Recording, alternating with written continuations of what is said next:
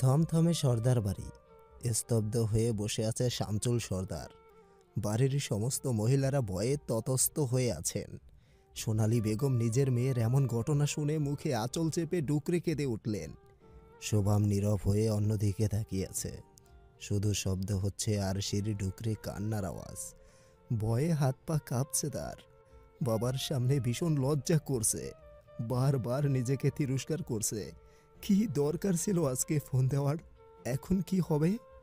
ভাবনার মধ্যেই ঠাস করে পুনরায় থাপ্পড় মারলেন শামচুল সর্দার। রাগে কাঁপছেন তিনি। এইটুকুনি মেয়ে, অথচ বংশের মুখে চুলকানি দেওয়ার জন্য মরিয়া। চোয়াল শক্ত করে চেঁচিয়ে বললেন, তোকে আমি ফোন দিয়েছি কিসের জন্য? বাইরে ছেলেদের সাথে কথা বলার জন্য নাকি ক্লাস করার জন্য? আরশির মাথা ভো ভো করে ঘুরছে। পর দুটো থাপ্পড় খেয়ে সিটকে সোফার ওই পাশে পড়ল। সোনালী বেগম ডুকরে কেঁদে উঠলেন, কিন্তু মেয়েকে ধরার সাহস পেলেন না। রোজিয়া মানে ছোট চাচি ছুটে এসে আরশিকে আগলে ধরল। তোর সাহস হলো কিভাবে ওই বাড়ি ছেলের সাথে সম্পর্ক রাখার? তুই দেখিসনি স্পর্শের জন্য কি কি হয়েছে? তারপরেও কোন সাহসে তুই আবার ফোনে কথা বলছিলি?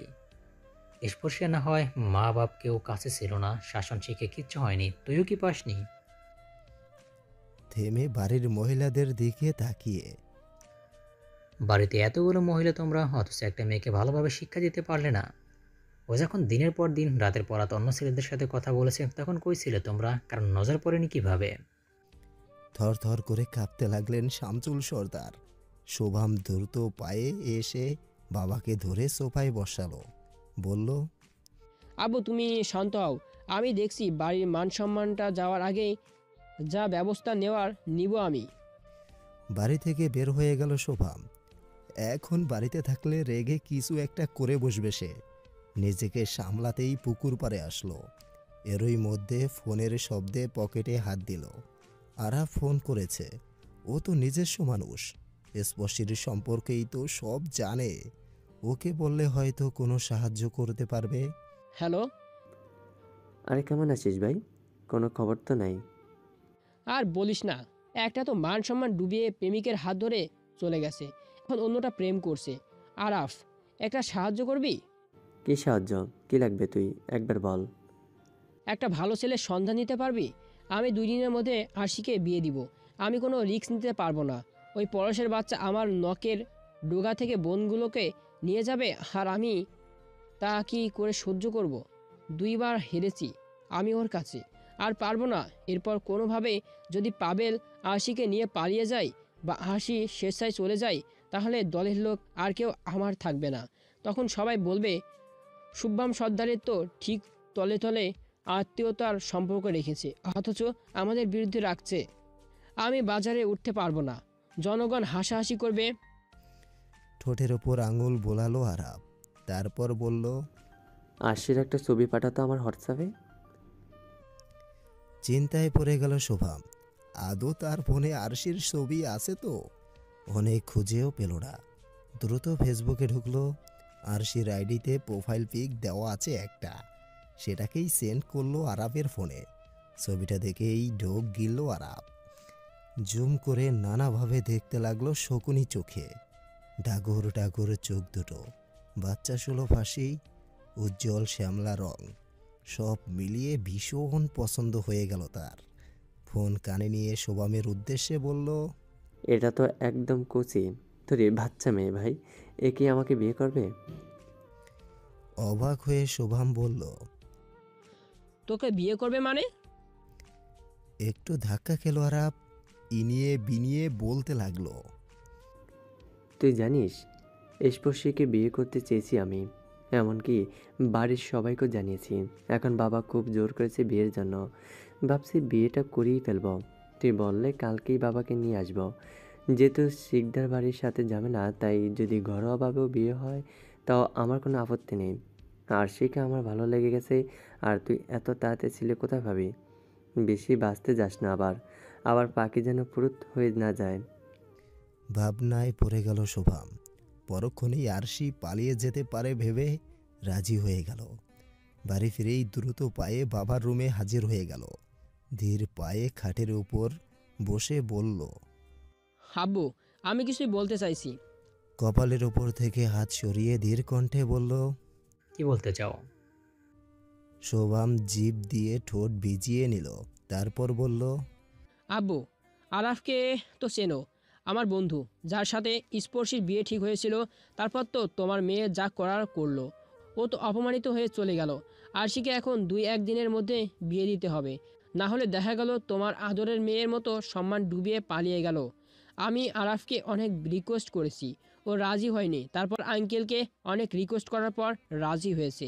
আমি চাইছি আপাতত ঘরোয়াভাবেই কালকে ওদের বিয়েটা পড়িয়ে দিই। প্রয়োজনে আরশি এইখানে থাকলো কিছুদিন। দেখো আব্বু, তুমি দ্বিধাবোধ করো না। অনেক রিকোয়েস্ট করার পর আরাপ রাজি হয়েছে। আগের বারের মতো আবার আমাকে অপমানিত করো না। আর তাছাড়া যদি তোমার ছোট মেয়েও পালিয়ে যায়, বাজারে মুখ দেখাতে পারবো না তো। শামচুল সর্দার করুণ চোখে ছাদের দিকে তাকালেন, বললেন। তুমি ওর বড় ভাই হও, যা করার ভেবে চিন্তে সব দেখে শুনে করো। আমার তোমার উপর ভরসা আছে। রাহুল কোথায়? ছেলেটা এতদিন পর বাড়িতে এলো, নিজে থেকে থাকতে চাইলো, তো সে ভালো করে আপ্যায়নই করা হলো না। দেখো তো কোথায় আছে। শোভাম বসা থেকে উঠে দাঁড়ালো, বলল। ভাই মনে হয় জিনের সাথে বাজারে গেছে, আমি দেখছি। সকালবেলা, ঘড়িতে 7:30। নাস্তার টেবিলে বসে বেশ অনেকক্ষণ ধরে মোড়াচ্ছে পাভেল। শেষে মুখ ফুটেই বলে উঠল। ভাই, পরশ রুটি ছিঁড়ে মুখে দিয়ে বলল। বল। বলছি তোদের বিয়ের তো আজ 3 দিন হয়ে গেল। বলছি কোথাও হানিমুন টানিমুনে যাবি না? করে কেসে উঠলেন মহিউদ্দিন শিকদার। মুখের খাবারটুকু শেষ করে টিস্যু নিয়ে বললেন। আবার খাওয়া শেষ। বলেই চলে গেলেন রুমে। পিয়াসা ভাজি আনার সুতোয় ছুটে রান্নাঘরে চলে গেলেন। এতক্ষণে নিচে হওয়া মাথাটা উপরে তুলল স্পর্শী। ইস, কি লজ্জা, কি লজ্জা! এই ভাই দুটো হয়েছে একরকম, কারো কোনো হুঁশ নেই। স্পর্শী পরশের দিকে তাকিয়ে বলল। কিন্তু পাবেল ভাইয়া, আমি তো চেয়েছিলাম খুব তাড়াতাড়ি আপনার বিয়েটা দিয়ে একসাথে যেতে। উফ বাবু রামপো, তুমি থামো তো, আমি ভাইয়ের সাথে কথা বলছি তো। পরশ খেতে খেতেই বলল। তা হঠাৎ আমার হানিমুন নিয়ে পড়লি কেন? সোজা হয়ে বসলো পাবেল, গম্ভীর মুখ নিয়ে বলল। এখন তো একটু ফ্রি আছিস, তেমন কোনো ব্যস্ততাও নেই। আর যাও আছে তা আমি আর সুজন ভাই সামলে নিতাম। বলছি এখন কোথাও একটু বাবুর আম্মুকে নিয়ে ঘুরিয়ে, নইলে পরে ব্যস্ততা বাড়লে আর যেতে পারবি না। তোর যা বউ, দেখা গেল ঘুরতে নিয়ে না যাওয়ার অপরাধে মাথা ফাটিয়ে দিল তোর। তেতে উঠল স্পর্শী, বলল। তা কবার মাথা ফাটিয়েছি আপনার ভাইয়ের? উফ, থামবে তোমরা। পরশ চেঁচিয়ে উঠল, তারপর ধীর কণ্ঠে বলল। খারাপ বলিসনি, কিন্তু কোথায় যাওয়া যায়? এতক্ষণে চুপচাপ খাচ্ছিল প্রেমা। তড়িৎ বেগে মাথা উঁচু করে বলল। জাফলং, শ্রীমঙ্গল বা পাহাড়ি কোনো জায়গায় যেতে পারো। লাফিয়ে উঠল স্পর্শী, বলল। আমি জাফলং যাব, ওটা আমার ফেভারিট জায়গা, যদিও এখনো অবধি যাইনি। পাভেল বলল। তাহলে এটাই ফাইনাল, আগামী 5 দিন তোমাদের হানিমুনের জন্য কনফার্ম করা হলো। মনে মনে বলল। একবার ঘুরে আসে ফুরফুরা মন নিয়ে ভাই হাজির হোক। ঠিক মুহূর্তের মধ্যে সে আত্মসমর্পণ করে বলবে, ভাই তুমি যে গর্তে পা মস্কেছ, আমিও ঠিক সেখানে উল্টে হয়ে পড়ে আছি। প্লিজ আরশিকে আমার করে দাও, প্লিজ প্লিজ প্লিজ। এমন আদুরে কণ্ঠস্বর শুনতেই পিছু ফিরল রাহুল। পাশেই বটগাছের নিচে একটা দামি গাড়ি পার্ক করা, সেখানেই হেলান দিয়ে কথাগুলো বলছে এক অচেনা ভদ্রলোক। ফোনের ওপাশের লোকটির সাথে এমনভাবে কথা বলছে যেন খুব ভয় পায় তাকে। রাহুলের কাছে বেশ ইন্টারেস্টিং লাগছে। আর একটু সামনে এগিয়ে ভালোভাবে কান পাতল। লোকটি উত্তেজিত হয়ে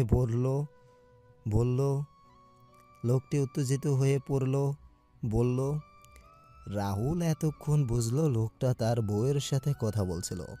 নামটাও ভিনদেশি, হয়তো বাইরে বিয়ে করেছে। আর মাথা ঘামালো না, চুপ করে এলো সেখান থেকে। সকাল 11টা। সর্দার বাড়ির সোফায় একজন বয়স্ক কাজী বসে আছেন। পাশেই শামচুল সর্দার এবং তার ভাইয়েরা আছে। শোভাম খুঁটিনাটি পরিদর্শন করছে। আর বাড়ির বউয়েরা সবাই ভীষণ ব্যস্ত।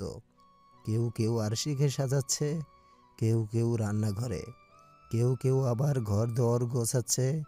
বিয়ের পর বাসর ঘর এখানেই সাজানো হবে। শোভাম রাহুলকে অনেক আগেই ফোন দিয়েছে বাড়ি আসার জন্য, কিন্তু রাহুল, তার তো বাড়ির মধ্যে মনেই টিকছে না। সময়, সুযোগ এবং মানুষ খুঁজছে শিকদার বাড়ি যাওয়ার জন্য। শুনেছে বর এমপি, নিশ্চয়ই খুব বড় লোক। ব্যাস, দূর থেকে স্পর্শীটাকে এক নজর দেখেই সে চলে যাবে। কিন্তু আফসোস, কাউকেই পাচ্ছে না। আরাপ তার বাবাকে নিয়ে ভেতরে ঢুকতেই ভ্রু কুঁচকে ফেললেন শামচুল সর্দার। পেছনে দুজন গার্ড ছাড়া আর কাউকে দেখছেন না। তাদেরকে শোভাম আপ্যায়ন করে সোফায় বসাতেই শামচুল বললেন, বিয়ে বাড়ি যতই ঘরোয়াভাবে হোক, তাই বলে একেবারে দুজন কিভাবে হয়? অবাক হয়ে ছেলের দিকে তাকিয়ে রইলেন মির্জা আফতার। কণ্ঠে খাদে নামিয়ে ছেলেকে জিজ্ঞেস করলেন। নড়েচড়ে বসল আরাফ, ইনিয়ে বিনিয়ে বলল, আব্বু প্লিজ চুপ করো, তুমি রাজি হবে না বলে মিথ্যা বলেছি, হয়েছে আবার?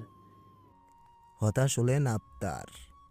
আরাফ পুনরায় শামচুল সর্দারের দিকে চাইল, নিজেকে ধাতস্থ করে তার উদ্দেশ্যে বলল, দেখুন আঙ্কেল, শোভাম আমাকে সমস্ত সমস্যার কথাই বলেছে। বিয়েটা যেহেতু ঘরোয়াভাবে বলতে গেলে লুকিয়ে দিচ্ছেন, সেক্ষেত্রে আমি বেশি মানুষ আনলে সব জানাজানি হতে সেকেন্ডও লাগবে না। আপনি চাইলে আমি এক্ষুনি সবাইকে ফোন দিচ্ছি। তবে মন্ত্রী ছেলের বিয়ে হচ্ছে, কত শত মানুষ আসবে, তা কি সামলাতে পারবে না আদৌ? আর যাই বলুন, অনুষ্ঠান তো পরেও করা যাবে। দমে গেলেন শামচুল সর্দার। কাজের নির্দেশে আরশিকে আনা হলো। টলতে টলতে শাড়ি পরা অবস্থায় হাজির হলো আরশি। পাশ দিয়ে দু চাচি এমনভাবে ধরে আছে যেন ছেড়ে দিলেই পড়ে যাবে আরশি। চোখ মুখে অজস্র টলমল করছে। চোখটাকে টেনেও খুলতে পারছে না, শুধু মুখ দিয়ে ভিড় করে বলছে, আমি বিয়ে করব না পাবেল ভাই। শোভাম দূরে দাঁড়িয়ে আরশিকে দেখে বাঁকা আসলো। সে নিজেই শরবতের সাথে সামান্য নেশার দ্রব্য মিশিয়ে দিয়েছে, যাতে বিয়ের সময় চেঁচামেচি না করতে পারে। সোফায় ধরে বসানো হলো আরশিকে। এরই মধ্যে রাহুল বাইরে থেকে এলো। আলতো হাসি টেনে বলল, সরি, আসলে আমার খেয়াল ছিল না আজ আরশির বিয়ে। এরপর কাজীর পাশে বসা বর রূপী রাহুলকে দেখেই চমকে উঠল। অবাকের সুরে বলল, এর সাথে আরশির বিয়ে? কিন্তু উনি তো অলরেডি বিবাহিত। সাথে সাথেই বাস পড়ল উপস্থিত সবার মাথায়। বর্তমান জেলের দেওয়ালে হেলান দিয়ে হাঁটু মুড়িয়ে বসে আছে পরশ। পাশেই 14 শিখের ওপাশে টুলে বসে গালে হাত দিয়ে বসে আছে হাবিলদার রামু। ভাবনা থেকে বেরিয়ে রামু পরশকে উদ্দেশ্য করে বলল, সব তো ঠিকঠাকই ছিল এমপি সাহেব, আপনি আবার খুন খারাপি করতে গেলেন কেন? পরশ হাসল, কিন্তু নীরব রইল। রামু অনেকক্ষণ ভেবে জিজ্ঞেস করল, আর কতজনের সাজা আছে আপনারা? পরশ এবারও হেসে দিল, বলল, কতদিন নয় রামু কাকা, সবে তো 4 বছর হলো, এখন 8 বছর বাকি। রামু দীর্ঘশ্বাস ছেড়ে বলল, ও, 12 বছর জেল আপনার? তারপর কি হলো কইবেন না এমপি সাহেব? পরশ ধীর চোখে তাকালো রামুর দিকে, তারপর পুনরায় হারিয়ে গেল সুদূর অতীতে। বিনা মেঘে বজ্রপাত পড়ার ন্যায় স্তব্ধ হয়ে গেল পুরো সর্দার পরিবার। একে অপরের দিকে বারবার চাওচাই করে অভিব্যক্তি মেলানোর চেষ্টা করছে। ভীষণ ঘাবড়ে গেছে আরাপ। তারপরেও নিজেকে সামলে আমতা আমতা করে রাহুলের উদ্দেশ্যে বলল, এই এই কে আপনি? আর কী সব বাজে কথা বলছেন? আমি বিয়ে করেছি, তার প্রমাণ কি? শুভম, এই বার্নাট কথা বলে বরাবরের মতো আমাকে অপমান করার মানে কি? অবাক হয়ে গেল রাহুল, কিন্তু দমল না। 2 পা আরও সামনে এগিয়ে আরবের মুখোমুখি দাঁড়ালো। বুক উঁচু করে গলায় তেজ এনে বলল, আপনি এই কিছুক্ষণ আগে আপনার স্ত্রীর সাথে কথা বলেননি? কি যেন আপনার স্ত্রীর নাম? ও হ্যাঁ, সোসিয়া। কি মিস্টার? কপালে বিন্দু বিন্দু ঘাম জমে গেছে আরাপের। মির্জা আফতার যেন আরও বিপাকে পড়ে গেলেন। ছেলে তো তার বিয়ে সত্যি সত্যি করেছে। এখন এই মুহূর্তে সে স্বীকার না করলে মান সম্মান সব কিছু থাকবে না। কোনো মতে ধরা পড়লে ব্যাপারটা জনগণের মধ্যে ছড়াতে সময় লাগবে না। সবাই বলবে মন্ত্রী সাহেব একজন বাটপার। মুখে আলতো হাসি এনে শামচুল সর্দারের দিকে তাকিয়ে বললেন, সে কি আরাপ আপনাদের বলেনি যে ও বিবাহিত? আমি তো ভেবেছিলাম সব বলেছে।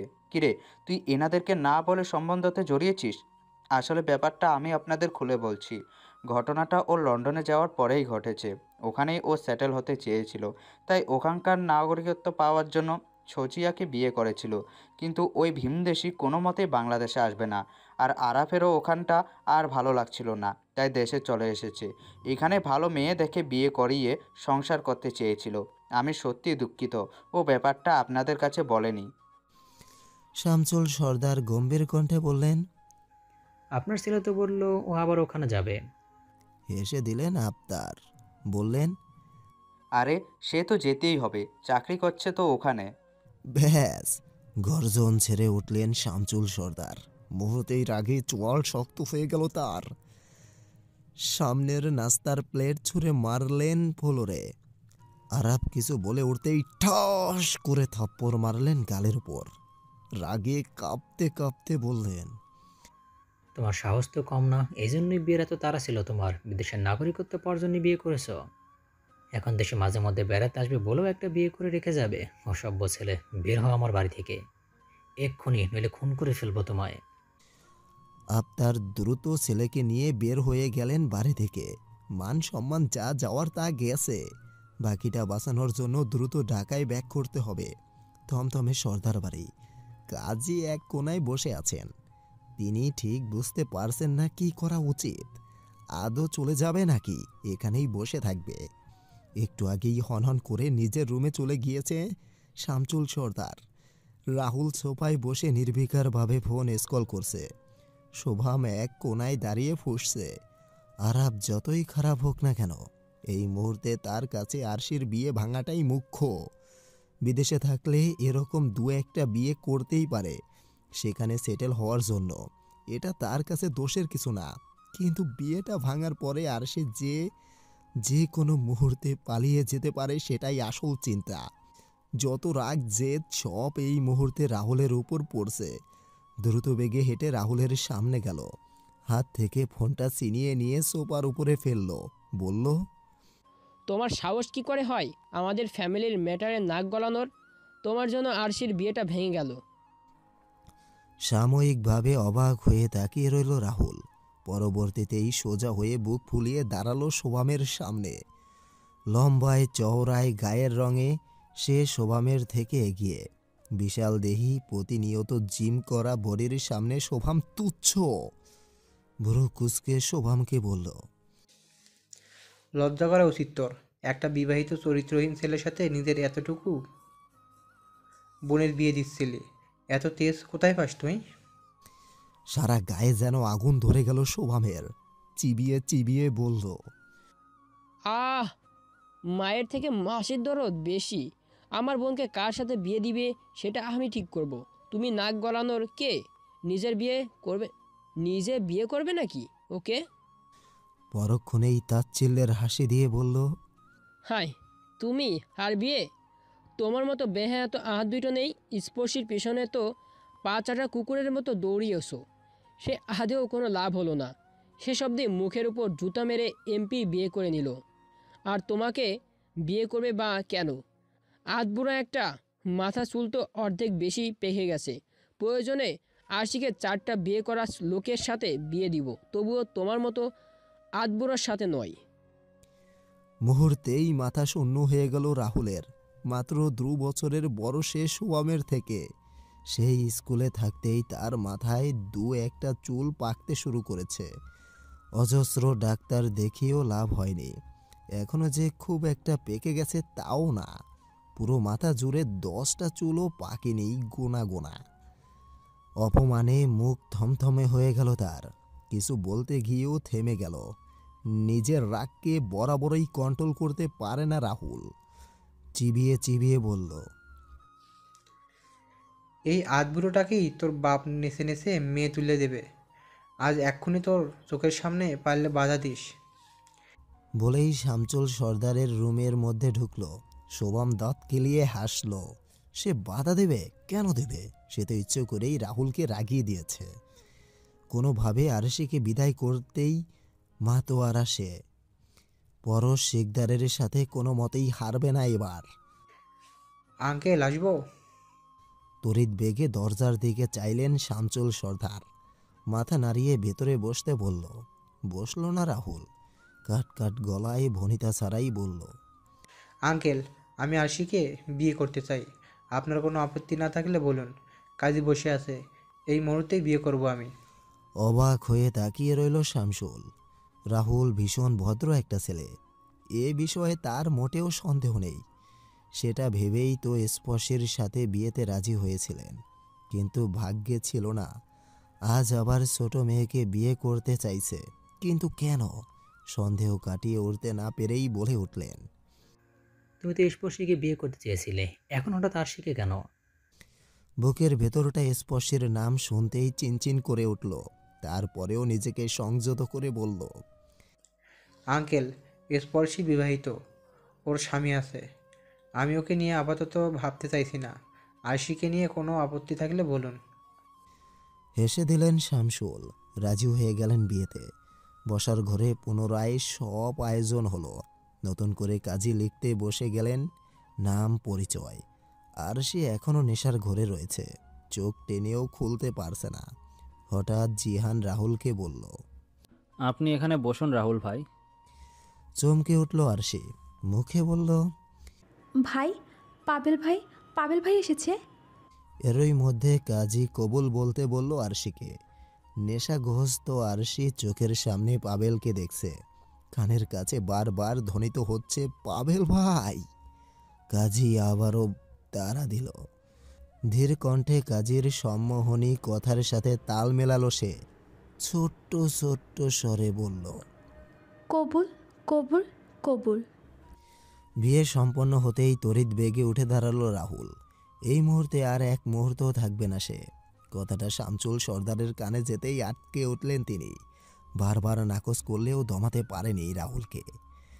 আরশিকে নিয়ে তখনই চলে গেল বাস কাউন্টারে। যদিও বাড়ির গাড়িতে যাওয়ার জন্য বেশ জোর করেছিলেন, কিন্তু রাহুল শোনেনি। তার একটাই কথা, বেকার ছেলে দেখেই মেয়ে বিয়ে দিয়েছেন, আমাদেরকে আমাদের মতো ছেড়ে দিন। যদি মেয়েকে নিয়ে টেনশন হয় তো আমি একাই চলে যাচ্ছি। ওকে আপনার বিশালবহুল গাড়িতে পাঠিয়ে দেবেন। কথাগুলো শুনতেই দমে গিয়েছিল সবাই। ঘুমন্ত আরশিকে কোলে নিয়ে চলে এসেছে রাহুল। বাসে উঠে আরশিকে একটা সিটে বসিয়ে পাশেই বসল। আরশিকে এক হাত দিয়ে আগলে ধরে দীর্ঘশ্বাস ছেড়ে বলল, তোকে এক পলক দেখা না হলো না রে স্পর্শী। মুহূর্তেই চোখ ফিরালো আরশির মুখের উপর। বাবার কিছুটা আদল দু বোনেই পেয়েছে। এই যে আরশির নাকটা একদম স্পর্শের মতো। চোখ ফিরিয়ে অন্যদিকে চাইল রাহুল। বাড়িতে গিয়ে কি বলবে সে? বিকেল বেলা। ব্যাগপত্র গুছিয়ে গাড়ির পেছনে রাখলো পাভেল। সবার থেকে বিদায় নিয়ে ধীর পায়ে বাইরে এলো স্পর্শী। পরশ গাড়িতেই বসা।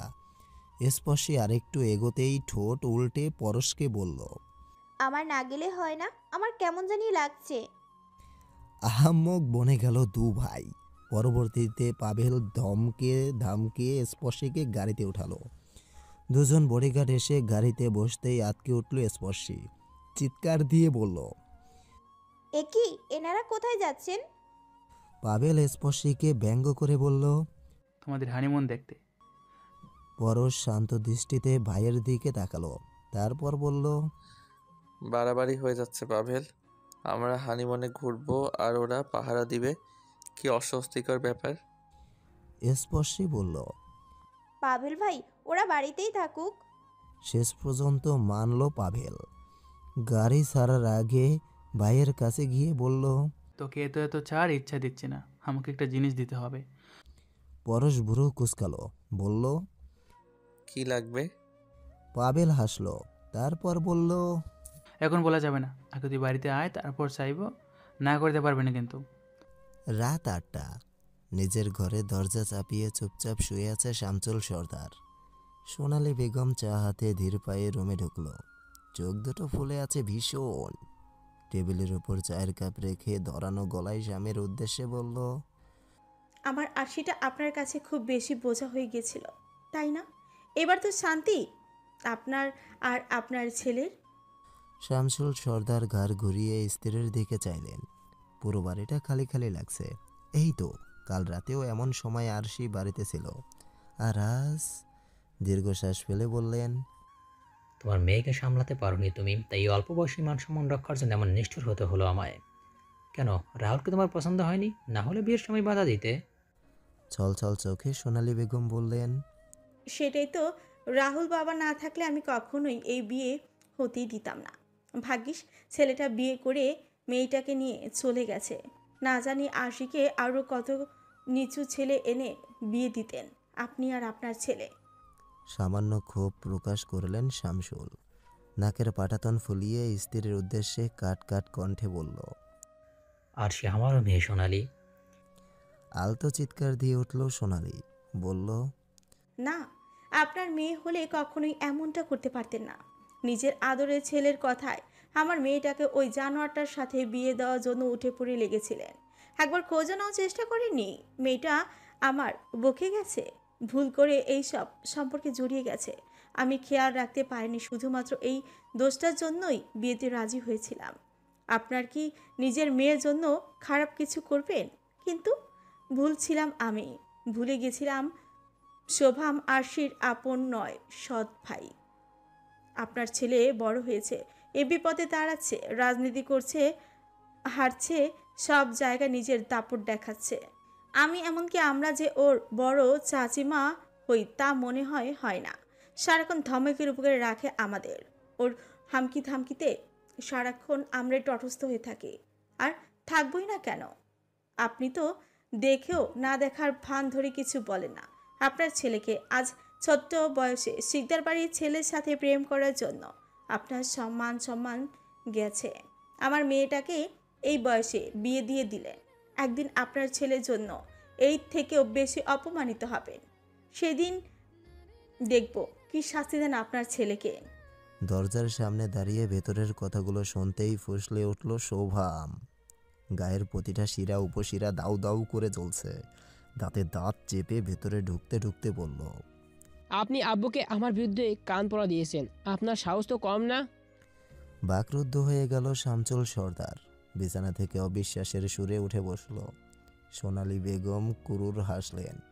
স্বামীর দিকে তাকিয়ে মনে মনে ভাবলেন, আজ দেখুন আপনার আদরের ছেলের শিক্ষা। ব্যস্ত কণ্ঠে বললেন, মুখ সামলে কথা বলো, আমি তোমার মা হই। পুনরায় ক্ষেপে শোভাম দাঁতে দাঁত পিষিয়ে বলল, আমার বিরুদ্ধে সারা রাত ভর কাটাগিরি করতে লজ্জা করে না, অভদ্র অসভ্য মহিলা। পর পর দু গালে দুটো ঠাস করে থাপ্পড় মারলেন শামসুল সর্দার। অবাকে বাকরুদ্ধ হয়ে গেল শোভাম। সোনালী বেগম সাময়িকভাবে উত্তেজিত হয়ে পড়েছেন। রাগে চোয়াল শক্ত করে শামসুল বললেন, এই থাপ্পড়গুলো তোমাকে অনেক আগেই মারা আমার উচিত ছিল। প্রথম সন্তান হিসেবে ঠিক যতটা আদরে রেখেছি, ধীরে ধীরে ততটাই পস্তাচ্ছি। হনন করে রুম থেকে বেরিয়ে গেল শোভাম। কোনো রূপ সারা শব্দ না। দাঁতে দাঁত চেপে বাড়ি থেকে বের হয়ে গেল। যাওয়ার আগে সামনে যা পড়েছে সব কিছু ভেঙে চুরে তছনছ করে দিয়ে গেছে সে। রাত 9টা, সবে মাত্র বাস থেমেছে আবার রেডিও কলোনির সামনে। রাহুল পাশে তাকিয়ে দেখলো আরশি এখনো ঘুমে। উপরের বড় ব্যাগটা টেনে নিয়ে বাস থেকে নামলো। ওভার ব্রিজের পাশে রেখে পুনরায় বাসে উঠল। আরশিকে কোলে নিয়ে ব্রিজের পাশে আসতেই কিছুটা দূরে একটা রিক্সা দেখলো। হাত দিয়ে ইশারায় ডেকে ব্যাগ নিয়ে গাড়িতে রাখতে বলল। তারপর আরশিকে আলতো করে পাশে বসিয়ে এক হাত দিয়ে আগলে রাখলো। ড্রাইভারের উদ্দেশ্যে ছোট করে বলল, সোসাইটি গেট 1 নম্বর বাড়িটা আর গেটের সামনে নামাবেন।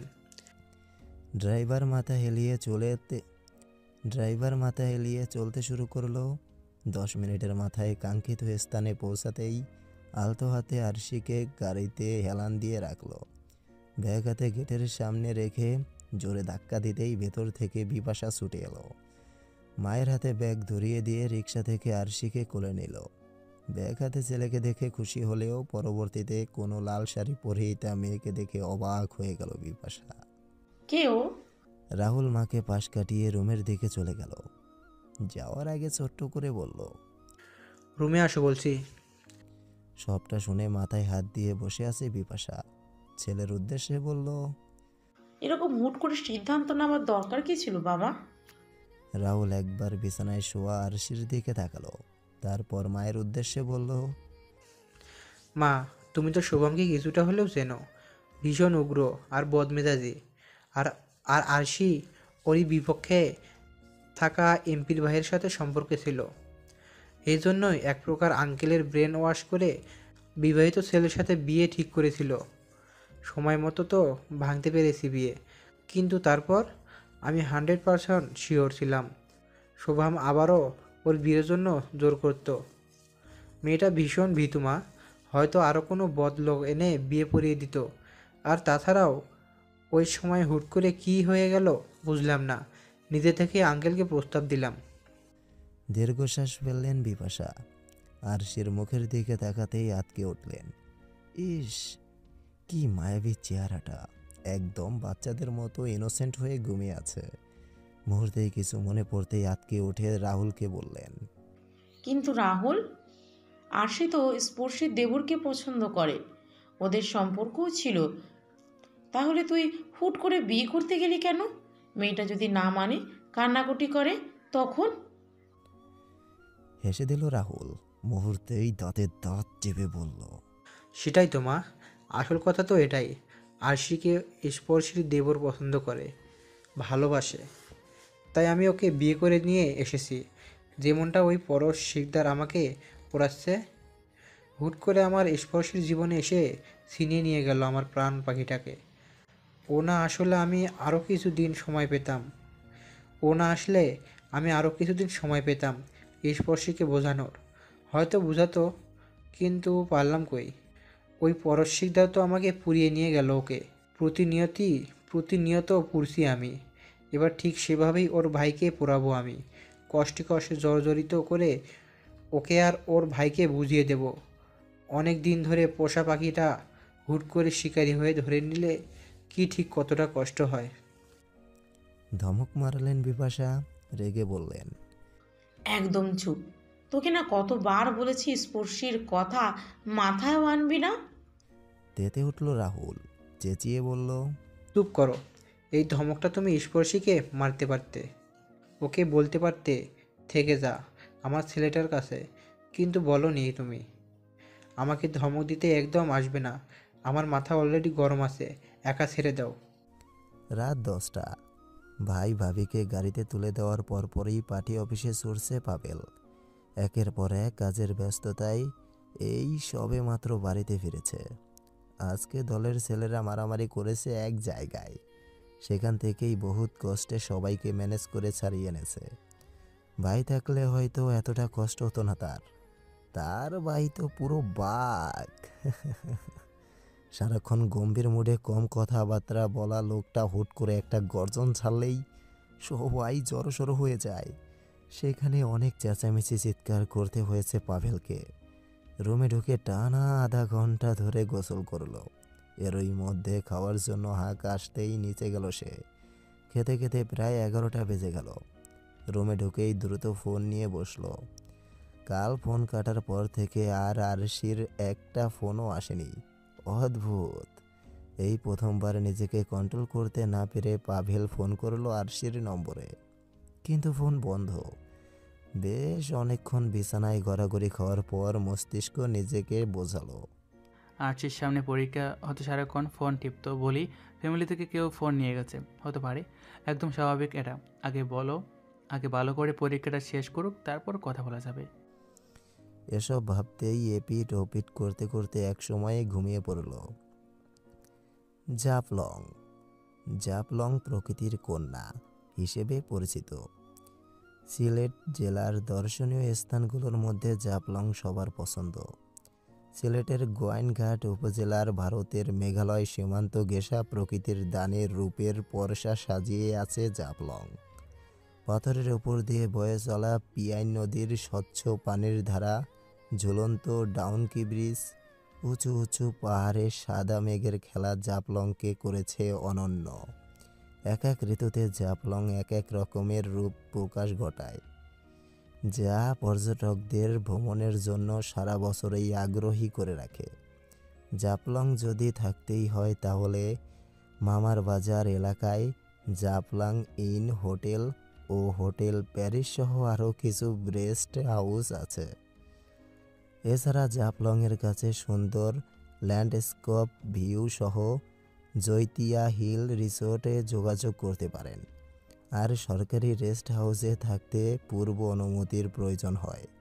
পাভেল আগে থেকেই জৈতিয়া হিল রিসোর্টে 2টা রুম বুক করে রেখেছিল, একটা ড্রাইভার ও অন্যটা তাদের। প্রায় ঘন্টা 2 আগেই তারা এখানে এসেছে। গোসল ছেড়ে হালকা কিছু খেয়ে যে যার মতো শুতে চলে গিয়েছে। যেহেতু অনেক রাত হয়ে গেছে সেহেতু আজকে আর কোথাও ঘুরতে যাওয়ার প্ল্যান নেই। রুমের লাইট নেভানো থাকলেও বারান্দা থেকে আসা আশেপাশের চড়া আলোয় ঘর অনেকটা আলোকিত হয়ে গেছে। আসার পরেই ঘুমের ঘরে চলে গেছে স্পর্শী, কিন্তু পরশের জ্বালায় এক দণ্ডও ঘুমাতে পারছে না। একটু দূরে সরে ঘুমালেই 2 হাত দিয়ে কোমর পেঁচিয়ে ধরে টেনে বুকের কাছে এনে ধরে, দাঁতে কিরমির করে বলে, খবরদার স্পর্শিয়া, একদম দূরে শোবে না। আমাকে জড়িয়ে ধরে শোও। আর একবার যদি দেখেছি না দূরে গেছো, কোমর একদম ভেঙে ফেলবো।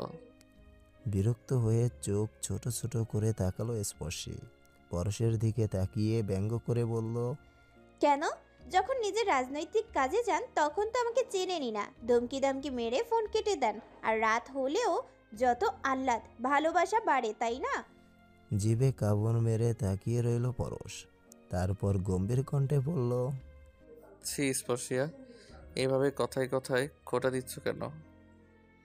নেহাত নিজেকে কন্ট্রোল করতে পারি না, নইলে তোমার এই খোঁটার ধারও ধারতাম না আমি। বলেই ওদিকে ঘুরে শুয়ে পড়ল। দম ছাড়ল স্পর্শী।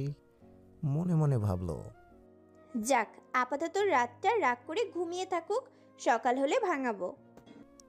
ভেবে এপাশ ঘুরে শুতেই এক টানে পরশের বুকের সাথে ধাক্কা খেল। কানের কাছে মুখ এনে পরশ বলল, আপাতত তোমাকে ছাড়ছি না পাখি, এইভাবেই শুয়ে থাকো। দূরে গেলে ঘুমের মধ্যে আমার মনে হয় এই বুঝি তুমি ছেড়ে চলে গেছো। রাত তখন 12টা। চারপাশ নিস্তব্ধ, সব রুমের লাইট অফ থাকলেও রাহুলের রুমে তখনও আলো জ্বলছে। সারাদিন জার্নি করে এসে ভীষণ মাথা ধরেছে। বাইরে থেকে এসে খেয়েই রুমে এসেছে শুতে। খাটের মাঝখানে আরশি শুয়ে আছে। রাহুল কিছুক্ষণ ইতস্তত করল। রুমে কোনো সোফা নেই যে সেখানে শোবে। এটা তো মুভি নয় যে সে ছুটে গিয়ে ফ্লোরে শোবে। তার রুম, তার বাড়ি, তার খাট। ঘুমোলে সে খাটেই ঘুমাবে। আর সে চুল হয়ে যাক, তাতে তার কি। ধীর পায়ে হেঁটে খাটের এক কোনায় গেল। আলতো করে বিছানায় পা উঠিয়ে টান টান হয়ে শুয়ে পড়ল, যেন আরশির গায়ে টাচ না লাগে। মাঝখানে শোয়ার কারণে দুপাশে বেশ কম জায়গা। তার মধ্যেই নিজেকে মানিয়ে নিয়ে কাত হয়ে শুয়ে পড়ল রাহুল। প্রায় 5 মিনিট অতিবাহিত হতেই রাহুলের চোখ লেগে গেল। ঘুমের ঘরে কোলবালিশ ভেবে রাহুলের গায়ের ওপর পা তুলে দিল আরশি। মুহূর্তেই 444 ভোল্টের ঝাটকা খেয়ে লাফ দিয়ে উঠল রাহুল। ফিরে তাকাতেই দেখল একটা বাদামি রঙের পা তার গায়ের উপর। কাঁপা কাঁপা হাতে পাটা ধরে সরিয়ে দিয়েই লাফ দিয়ে খাট থেকে নামলো। গায়ের শাড়ি উপরে উঠে হাঁটু বেরিয়ে গেছে আরশির। রাহুল ছুটে আলমারির কাছে গেল। পাতলা একটা চাদর হাতে নিয়ে দূর থেকেই ছুঁড়ে মারল আরশির গায়ের উপর।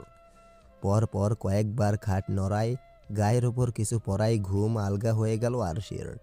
বার কয়েক খুলতে গিয়েও চোখ বন্ধ করে নিল সে। মাথাটা প্রচুর ধরে আছে। বেশ কষ্ট করে তাকাতেই সামনের সাদা দেওয়ালে চোখ পড়ল। বার কয়েক চোখে ঝাপটা দিয়ে পলক ফেলল। পুরো অচেনা লাগছে সব কিছু তার কাছে। আশেপাশে তাকাতেই ফ্লোরের উপর বুক ফুলিয়ে দণ্ডায়মান রাহুলকে লক্ষ্য করল। অবাক হয়ে সেদিকে তাকিয়ে রইল আরশি। মস্তিষ্কে চাপ দিতেই মনে পড়ল তার বিয়ের কথা। ঝিমিয়ে ঝিমিয়ে কবুল বলার কথা। তাহলে তার বিয়ে হয়ে গেছে বড় ভাইয়ের বন্ধুর সাথে। মুহূর্তেই 2 হাত দিয়ে মুখ চেপে ধরে টুকরে কেঁদে উঠল। রাহুল এতক্ষণ ধরে আরশির দিকে তাকিয়ে লক্ষ্য করলেও হঠাৎ কান্না করাই ভেবাচাকা খেয়ে গেল। নিজেকে ধাতস্থ করে কণ্ঠে জোর এনে হাঁক ছেড়ে মাকে ডাকলো। ও মা, এদিকে আসো তো, ওর ঘুম ভেঙেছে। শুয়েই ছিলেন বিপাশা। নানা চিন্তায় ঘুম ধরা দিচ্ছিল না চোখে।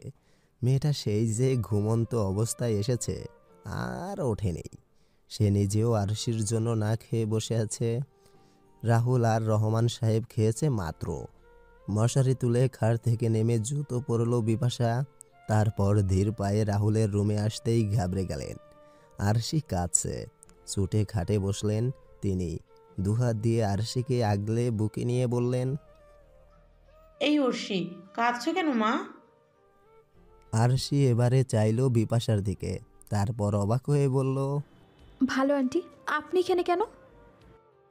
অবাক হয়ে গেল বিপাশা, হেসে বলল, আমি তাহলে কোথায় থাকবো? পাগল মেয়ে, এতক্ষণ ঘুমিয়ে কি আবোল তাবোল বলছো? এত ঘুমায় কেউ? ঘুমের ওষুধ খেলেও তো এত ঘুম হয় না। আরশি অবাক হয়ে চারদিকে তাকালো, তারপর আবার বলল, এটা আপনাদের বাড়ি? হ্যাঁ মা। তাহলে আমি এখানে কেন? অবাক হয়ে গেল বিপাশা। সাথে রাহুলও বুড়ো কুসকে তাকিয়ে রইল। বিপাশা সিরিয়াস ভঙ্গিতে বলল, তুমি এখানে কেন মানে কি? এটা তোমার স্বামীর বাড়ি, তোমারও বাড়ি। রাহুল তোমার স্বামী, রাহুলের ঘর মানে তোমারও ঘর। এত অবাক হওয়ার কি আছে? সিটকে দূরে সরে দাঁড়ালো। ভীত সন্তস্ত কণ্ঠে বলল, না না, আপনার ভুল হচ্ছে। আমার সাথে তো ওই মন্ত্রীর ছেলের বিয়ে হয়েছে। বুড়ো কুসকে ফেলল রাহুল। চটপটে কণ্ঠে বলল, এই মেয়ে, এত ঢং করছো কেন? কবুল বলার আগে খেয়াল ছিল না কাকে বিয়ে করছো? আরাফের সাথে তোমার বিয়ে ভেঙেছে, তাই তোমার বাবা আমার সাথে বিয়ে দিয়েছে। এখন তুমি ঢাকায় আছো। চমকে গেল আরশি। এত কিছু কখন হলো? মাথায় তো ঢুকছে না। শুধুমাত্র কবুল বলেছে সেটুকুই মনে আছে। উফ, মাথা যন্ত্রণা করছে খুব। ডুকরে কেঁদে উঠতেই বিপাশা দু হাতে চিন্তিত ভঙ্গিতে আগলে ধরল। তারপর জিজ্ঞেস করলো, তোমার বিয়ে কার সাথে হচ্ছে তা তুমি জানো না? কার নামে কবুল পড়েছ তুমি তাও জানো না? এই রাহুল, এটা কেমন বিয়ে করেছিস? ও তো অন্য কারো নামে কবুল পড়েছে। এটা কেমন বিয়ে? লোকজন শুনলে তো ছিছি করবে। এই আরসি, তোমার কিছু মনে নেই নাকি? আরশি ফোপাতে ফোপাতে জড়িয়ে ধরল ভালো আন্টিকে। স্পর্শী আপুকে খুব ভালোবাসে এই মহিলা।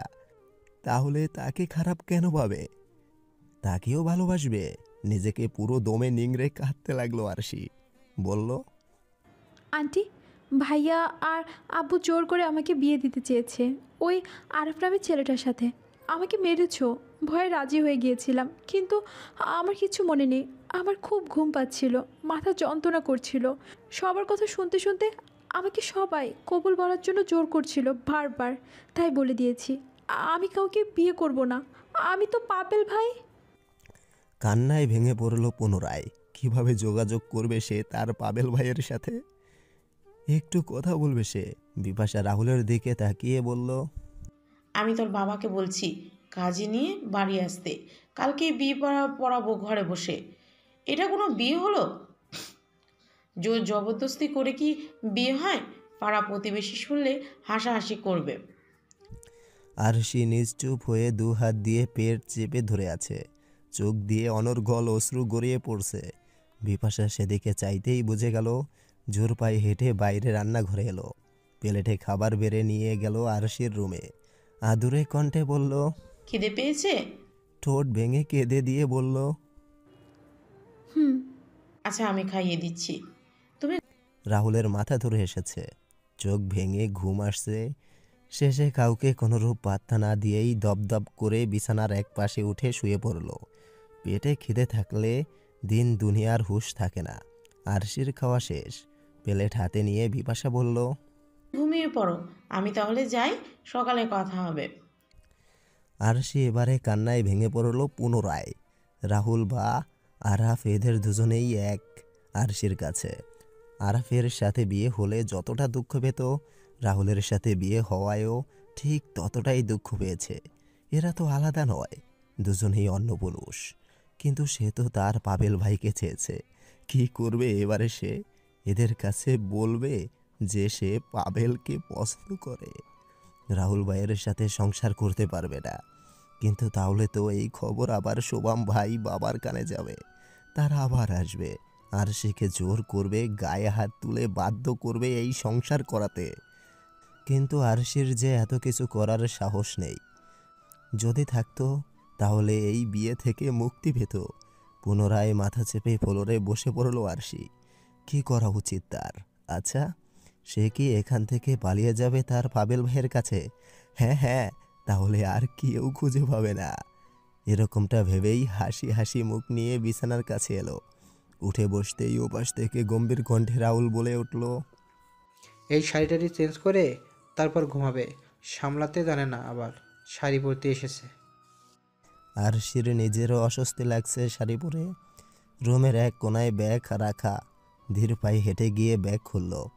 নিজের এক সেট থ্রি পিস বের করে আবার খাটের সামনে এলো। আমতা আমতা করে বলল, বাথরুম কোথায় ভাইয়া? চমকে মাথা তুলল রাহুল। নিজেকে ধাতস্থ করে বলল, রুম থেকে বেরিয়ে ডান কোনায়। মাথা হেলিয়ে রুম থেকে বেরিয়ে গেল আরশি। চেঞ্জ করে নাকে মুখে পানির ঝাপটা দিল। স্থির হয়ে কিছুক্ষণ আয়নার দিকে তাকিয়ে রইল। কালকে যেভাবেই হোক আগে পাবেল ভাইয়ের সাথে যোগাযোগ করতে হবে, তারপর পালাতে হবে। অনেক কিছু ভেবেচিন্তে শেষে রুমে গিয়ে বিছানার এক কোনায় গুটিসুটি মেরে শুয়ে পড়ল। সকালের স্নিগ্ধ আলো পুরো পৃথিবীটাকে শান্তিময় করে রেখেছে। আশেপাশে হাঁটলেই মুহূর্তের মধ্যেই অন্তর জুড়িয়ে যাচ্ছে লোকেদের। স্কুলের ইউনিফর্ম পরে কাঁধে ব্যাগ ঝুলিয়ে সিঁড়ি দিয়ে নামলো প্রেমা। এখান থেকে সোজা সে প্রাইভেট পড়তে ম্যামের বাড়ি যাবে। টানা 2 ঘন্টা পরে সেখান থেকে স্কুলে যাবে। পিয়াসা বেগম রুমের টিফিন এবং সকালের নাস্তা ব্যাগে ভরে দিয়েছে। মায়ের রান্নাঘরের সামনে গিয়ে একবার উকি দিয়ে পুনরায় সদর দরজার দিকে গেল। প্রতিদিন মাকে ডেকে, আম্মু আমি স্কুলে যাচ্ছি, এটা বলা বাচ্চাদের কাজ। সে তো অলরেডি 14 বছরের বালিকা, ভীষণ বুঝদার এবং বুদ্ধিমতী সে। তাই তো এক ঝলক দেখেই চুপচাপ চলে যায়। গেটের সামনে আসতেই দেখলো গাড়ি নিয়ে সুজন ভাই আগে থেকেই অপেক্ষা করছে। মিষ্টি করে অন্যদের মতো হাসল না সে, এটা তার ব্যক্তিত্বের বাইরে পড়ে। গম্ভীর মুখশ্রী নিয়ে গাড়িতে উঠে সুজনের উদ্দেশ্যে বলল, রায়বাড়িতে চলুন সুজন ভাইয়া। ছোটখাটো এই আদেশ শুনে গাল ভরে আসলো সুজন। তারপর কোনোরূপ বাক্য ব্যয় না করেই গাড়ি স্টার্ট দিল। 15 মিনিটের মধ্যেই ইংলিশ ম্যাডাম কিরণ প্রভা রায়দের বাড়ির সামনে হাজির হলো। দ্রুত পায়ে গাড়ি থেকে বেরিয়ে গেটের ভেতরে ঢুকতে গেল প্রেমা। ক্রিং ক্রিং ক্রিং ক্রিং শব্দে দানবীয় ফোনটা বেজে উঠল। পকেট থেকে ফোন বের করে সেদিকে তাকাতেই চওড়া হাসি ফুটল সুজনের। রিসিভ করে লাউড স্পিকারে দিয়ে কানে তুলতেই ওপাশ থেকে রাগী কণ্ঠে লোকটি বলে উঠল। হাস্যোজ্জ্বল মুখশ্রী এতক্ষণে হাওয়ায় মিলিয়ে গেল। শান্ত কণ্ঠে সুজন বলল, ভাই আমি যাইতে চাইছিলাম, আপনার বই নেই, ক্যাচাল বাজাইছে, বডিগার্ড নেবে না, তারপর আর নিল না আমারে। দাঁতে দাঁত চেপে বিশ্রী এক গালি দিল শোভাম। সুজন পুনরায় বলল, ভাই এইবার আপনার হুকুম পাই আর না পাই, ওই পরশ শিকদারে সত্যি সত্যি উপরে পাঠাইয়া দিব আমি। আর সহ্য হয় না, সারাক্ষণ বডিগার্ডের মতো খাটায়, আর দিন শেষে সবাইকে বলে ভাইয়ের চেয়েও বেশি ভালোবাসে আমায়। বাল ভালোবাসে, মাসের শেষে 18,000 টাকা ধরাইয়া দেয়। নেহাত ভাই আপনি ছিলেন, নইলে এত টাকা কোথায় পাইতাম। তৃপ্তির হাসি হাসল শোভাম। তারপর বলল, কিভাবে মারবি? ও এখন এমপি, সামান্যতম ক্ষতি হলেও পুলিশ প্রথমে আমাদেরই সন্দেহ করবে। বাঁকা হাসল সুজন, বলল, সেটা নিয়ে আপনার ভাবতে হইবে না, শুধুমাত্র এবার ঘুরে ফিরিউক, তারপর ঢাকা যাওয়ার সময় আসল কাজটা করাবো। ওপাশ থেকে উত্তেজিত হয়ে শোভাম বলল, কি করবি তুই? ব্যাস, বেশি কিছু না, ওর গাড়ি আছে তো আমার আন্ডারে, এমন ব্যবস্থা করে দেবো যাতে সবাই ভাবে রোড অ্যাক্সিডেন্ট করেছে। কথাটা বলে পেছনে ফিরতেই ঘাবড়ে গেল শোভাম। তার থেকে এক হাত পেছনে, চোখ বড় বড় করে দাঁড়িয়ে আছে প্রেমা। দুজনকে পেছনে ফিরতে দেখে আরও রেগে গেল সে। গাড়িতে মামপট ফেলে গিয়েছিল, সেটা নিতে এসেই এমন ঘটনার সম্মুখীন হয় সে। রেগে চেঁচিয়ে উঠে বলল, আপনার সাহস তো কম নয়। আমার ভাইয়ের খেয়ে পড়ে ওকেই মারার প্ল্যান করছেন। আপনি জানেন এটা ভাইয়াকে বলে ঠিক কী অবস্থা করবে আপনার? ঘেমে নিয়ে একাকার অবস্থা সুজনের। একটুর জন্য ভুল হয়ে গেল তার। গাড়ির ভেতর থেকে মামপট আনতে ঢুকতেই ভয়ের চোটে দরজা বন্ধ করে সুজন। আতকে উঠল পেমা। চিৎকার করতেই গায়ের ক্রোশ বেল টেনে খুলে মুখ বেঁধে দিল সুজন। দ্রুত ড্রাইভিং সিটে বসে বেখেয়ালে গাড়ি চালাতে লাগলো। এখন ঠিক কোথায় যাবে, কি করা উচিত ভাবতেই শোভামের ক্লাব ঘরের কথা মনে পড়ল। দ্রুত সেদিকে গাড়ি ঘুরিয়ে চলল। বিস্তীর্ণ এক জঙ্গল। বাজার থেকে অনেকটা দূরে, মেইন রোড থেকে খানিকটা দূরে একটা টিনের ঘর। এই দিকে লোকজনের আনাগোনা বেশ কম। রাত দিন কিশোর জোয়ান ছেলেরা এই ক্লাব ঘরে বসে জুয়া খেলে, তাস খেলে, মদ গাঁজা খায়। 10 মিনিটের মাথায় সেখানে আসতেই গাড়ি খুলে প্রেমাকে কাঁধে নিয়ে ক্লাবের দিকে হাঁটতে লাগলো। জোর জবরদস্তি করে মুখ বাঁধায় বেশ ব্যথা পাচ্ছে প্রেমা। যন্ত্রণায় চোখ টলমল করছে তার। এটা কি সেই সুজন ভাই যাকে দেখে এইটুকু বয়সে হৃদয়ে আবেগের ঘন ঘটা দেখা দিয়েছিল প্রেমার? এটা কি সেই সুজন যাকে এক পলক দেখার জন্য ভাইকে অন্য বডিগার্ড থেকে বাদ দিয়ে নিজের স্কুলে যাওয়ার আসার দায়িত্ব সুজন ভাইকে দিতে বলেছিল? অন্তরের অদৃশ্য ব্যথা, মুখের যন্ত্রণা সব মিলিয়ে ছোট শরীরটা প্রায় নিস্তেজ হয়ে এসেছে। 2 রুমের টিনের ঘরটার পেছনের দিক দিয়ে সুজন প্রেমাকে নিয়ে উঠল। কাঁধ থেকে মাটির উপর ছোট শরীরটাকে এক প্রকার ছুঁড়ে মারল। পাশেই খাটের উপর নীরব শোভাম এবং আরও একটি ছেলে আজ শোয়া অবস্থায় ছিল। বাবার হাতে থাপ্পড় খেয়ে রাগে দুঃখে কাল ক্লাব ঘরে এসেছে সে। প্রতিদিনের তুলনায় সারা রাত ধরে আরও বেশি নেশা করেছে। শোভমের সামনে দাঁড়িয়ে হাঁপাতে হাঁপাতে সুজন বলল, ভাই এই সাপটাই সব শুনছে। ওর ভাইয়ের কাছে বইলা দিলে আমি তো শেষই, আপনিও বাঁচতে পারবেন না। আপনার সাথে আমার যোগাযোগ আছে এটা জানতে পারলে এর আগে যতবার পরশের উপর আক্রমণ হয়েছে সবগুলোই আমাকেও ধরাই নিবে। কি করবো এরে? মাটিতে গড়াগড়ি খাওয়া প্রেমাকে এক ঝলক দেখে নিল শোভাম। নেশাগ্রস্ত চোখ দুটো দিয়ে বার কয়েক তাকিয়ে সুজনকে বলল, এবার কোনো মতে আমার উপর কেস হলে সারা জীবন আর ভোটে দাঁড়াতে হবে না। আমি তো আমার স্বপ্ন এভাবে নষ্ট করতে পারবো না। ওর শ্বাসটা বন্ধ করে দে। আতকে উঠল প্রেমা। বাঁধা মুখ নিয়ে ভয় পেয়ে গোঙাতে লাগলো বারবার। কষ্ট করে উঠে দাঁড়িয়ে দৌড় দিতেই সুজন 2 হাত দিয়ে পেঁচিয়ে ধরল। নীরব নেশাক্ত চোখে প্রেমার দিকে তাকালো। গায়ে ক্রস বেল্ট, স্কার্ফ কিছু নেই।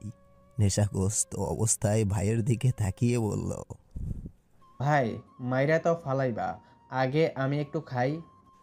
চোখ দুটোকে টেনে ভাইয়ের দিকে তাকালো, তারপর হেসে দিয়ে বলল, যা তবে। লাফিয়ে দাঁড়ালো পাশের ছেলেটি। কামনার চোখে প্রেমার দিকে তাকিয়ে বলল, বিষাক্ত চোখ দুটোকে কয়েকবার বন্ধ করে শুয়ে পড়ল শোভাম। বলল, যার যার ইচ্ছে নিয়ে নে। আমার বোন নিয়ে ওই 2 ভাই খেলছে, এবার ওদের বোন নিয়ে আমরা খেলবো। আমিও দেখতে চাই পরশ শিকদারের ঠিক ধৈর্য কতটা। দ্রুত বেগে সকালের নাস্তা করে বাইক নিয়ে পার্টি অফিসের দিকে চলল পাভেল। এটা তার প্রতিদিনের রুটিন। আগে তো ভাইয়ের সাথে যেত, এখন আর ভাই কাছে নেই বলে নিজেই দৌড়ায়। অনেক বড় মুখ করে 5 দিনের জন্য সমস্ত দায়িত্ব কাঁধে নিয়েছে সে। অথচ ভাই যাবার পরের দিনেই বিরোধী দলের সাথে মারপিট করেছে দলের সদস্যরা। এটা পরশের কানে গেলে যে ভীষণ ক্ষেপে যাবে সে ব্যাপারে নিশ্চিত পাভেল। তাই তো আর যাতে কোনোরূপ ঝামেলা না বাঁধে সেজন্যই আগেভাগেই অফিসে ঢুকছে সে। বাইক পার করে অফিসে ঢুকতেই দেখলো সুমন হাত পা হেলিয়ে সোফায় শুয়ে আছে। সেই স্কুল জীবন থেকে আজ পর্যন্ত এই ছেলেটা পাভেলকে ছাড়েনি। না তো তাদের বন্ধুত্ব কোনোভাবে নষ্ট হয়েছে, এমনকি পাভেল রাজনীতিতে যুক্ত হয়েছে বলে সেও ছুটে এসেছে পাভেলের সাথে। জোর পায়ে হেঁটে সামনের চেয়ারে বসলো পাভেল। সুমনের দিকে ভ্রু উঁচিয়ে তাকিয়ে বলল, তোর আবার কি হলো? এমন বেটকে মাছের মতো পড়ে আছিস কেন? হতাশার সুরে ধরে সুমন আনমনে বলল, আর বলিস না ভাই, ছাকা খেয়ে বাঁকা হয়ে গেছি।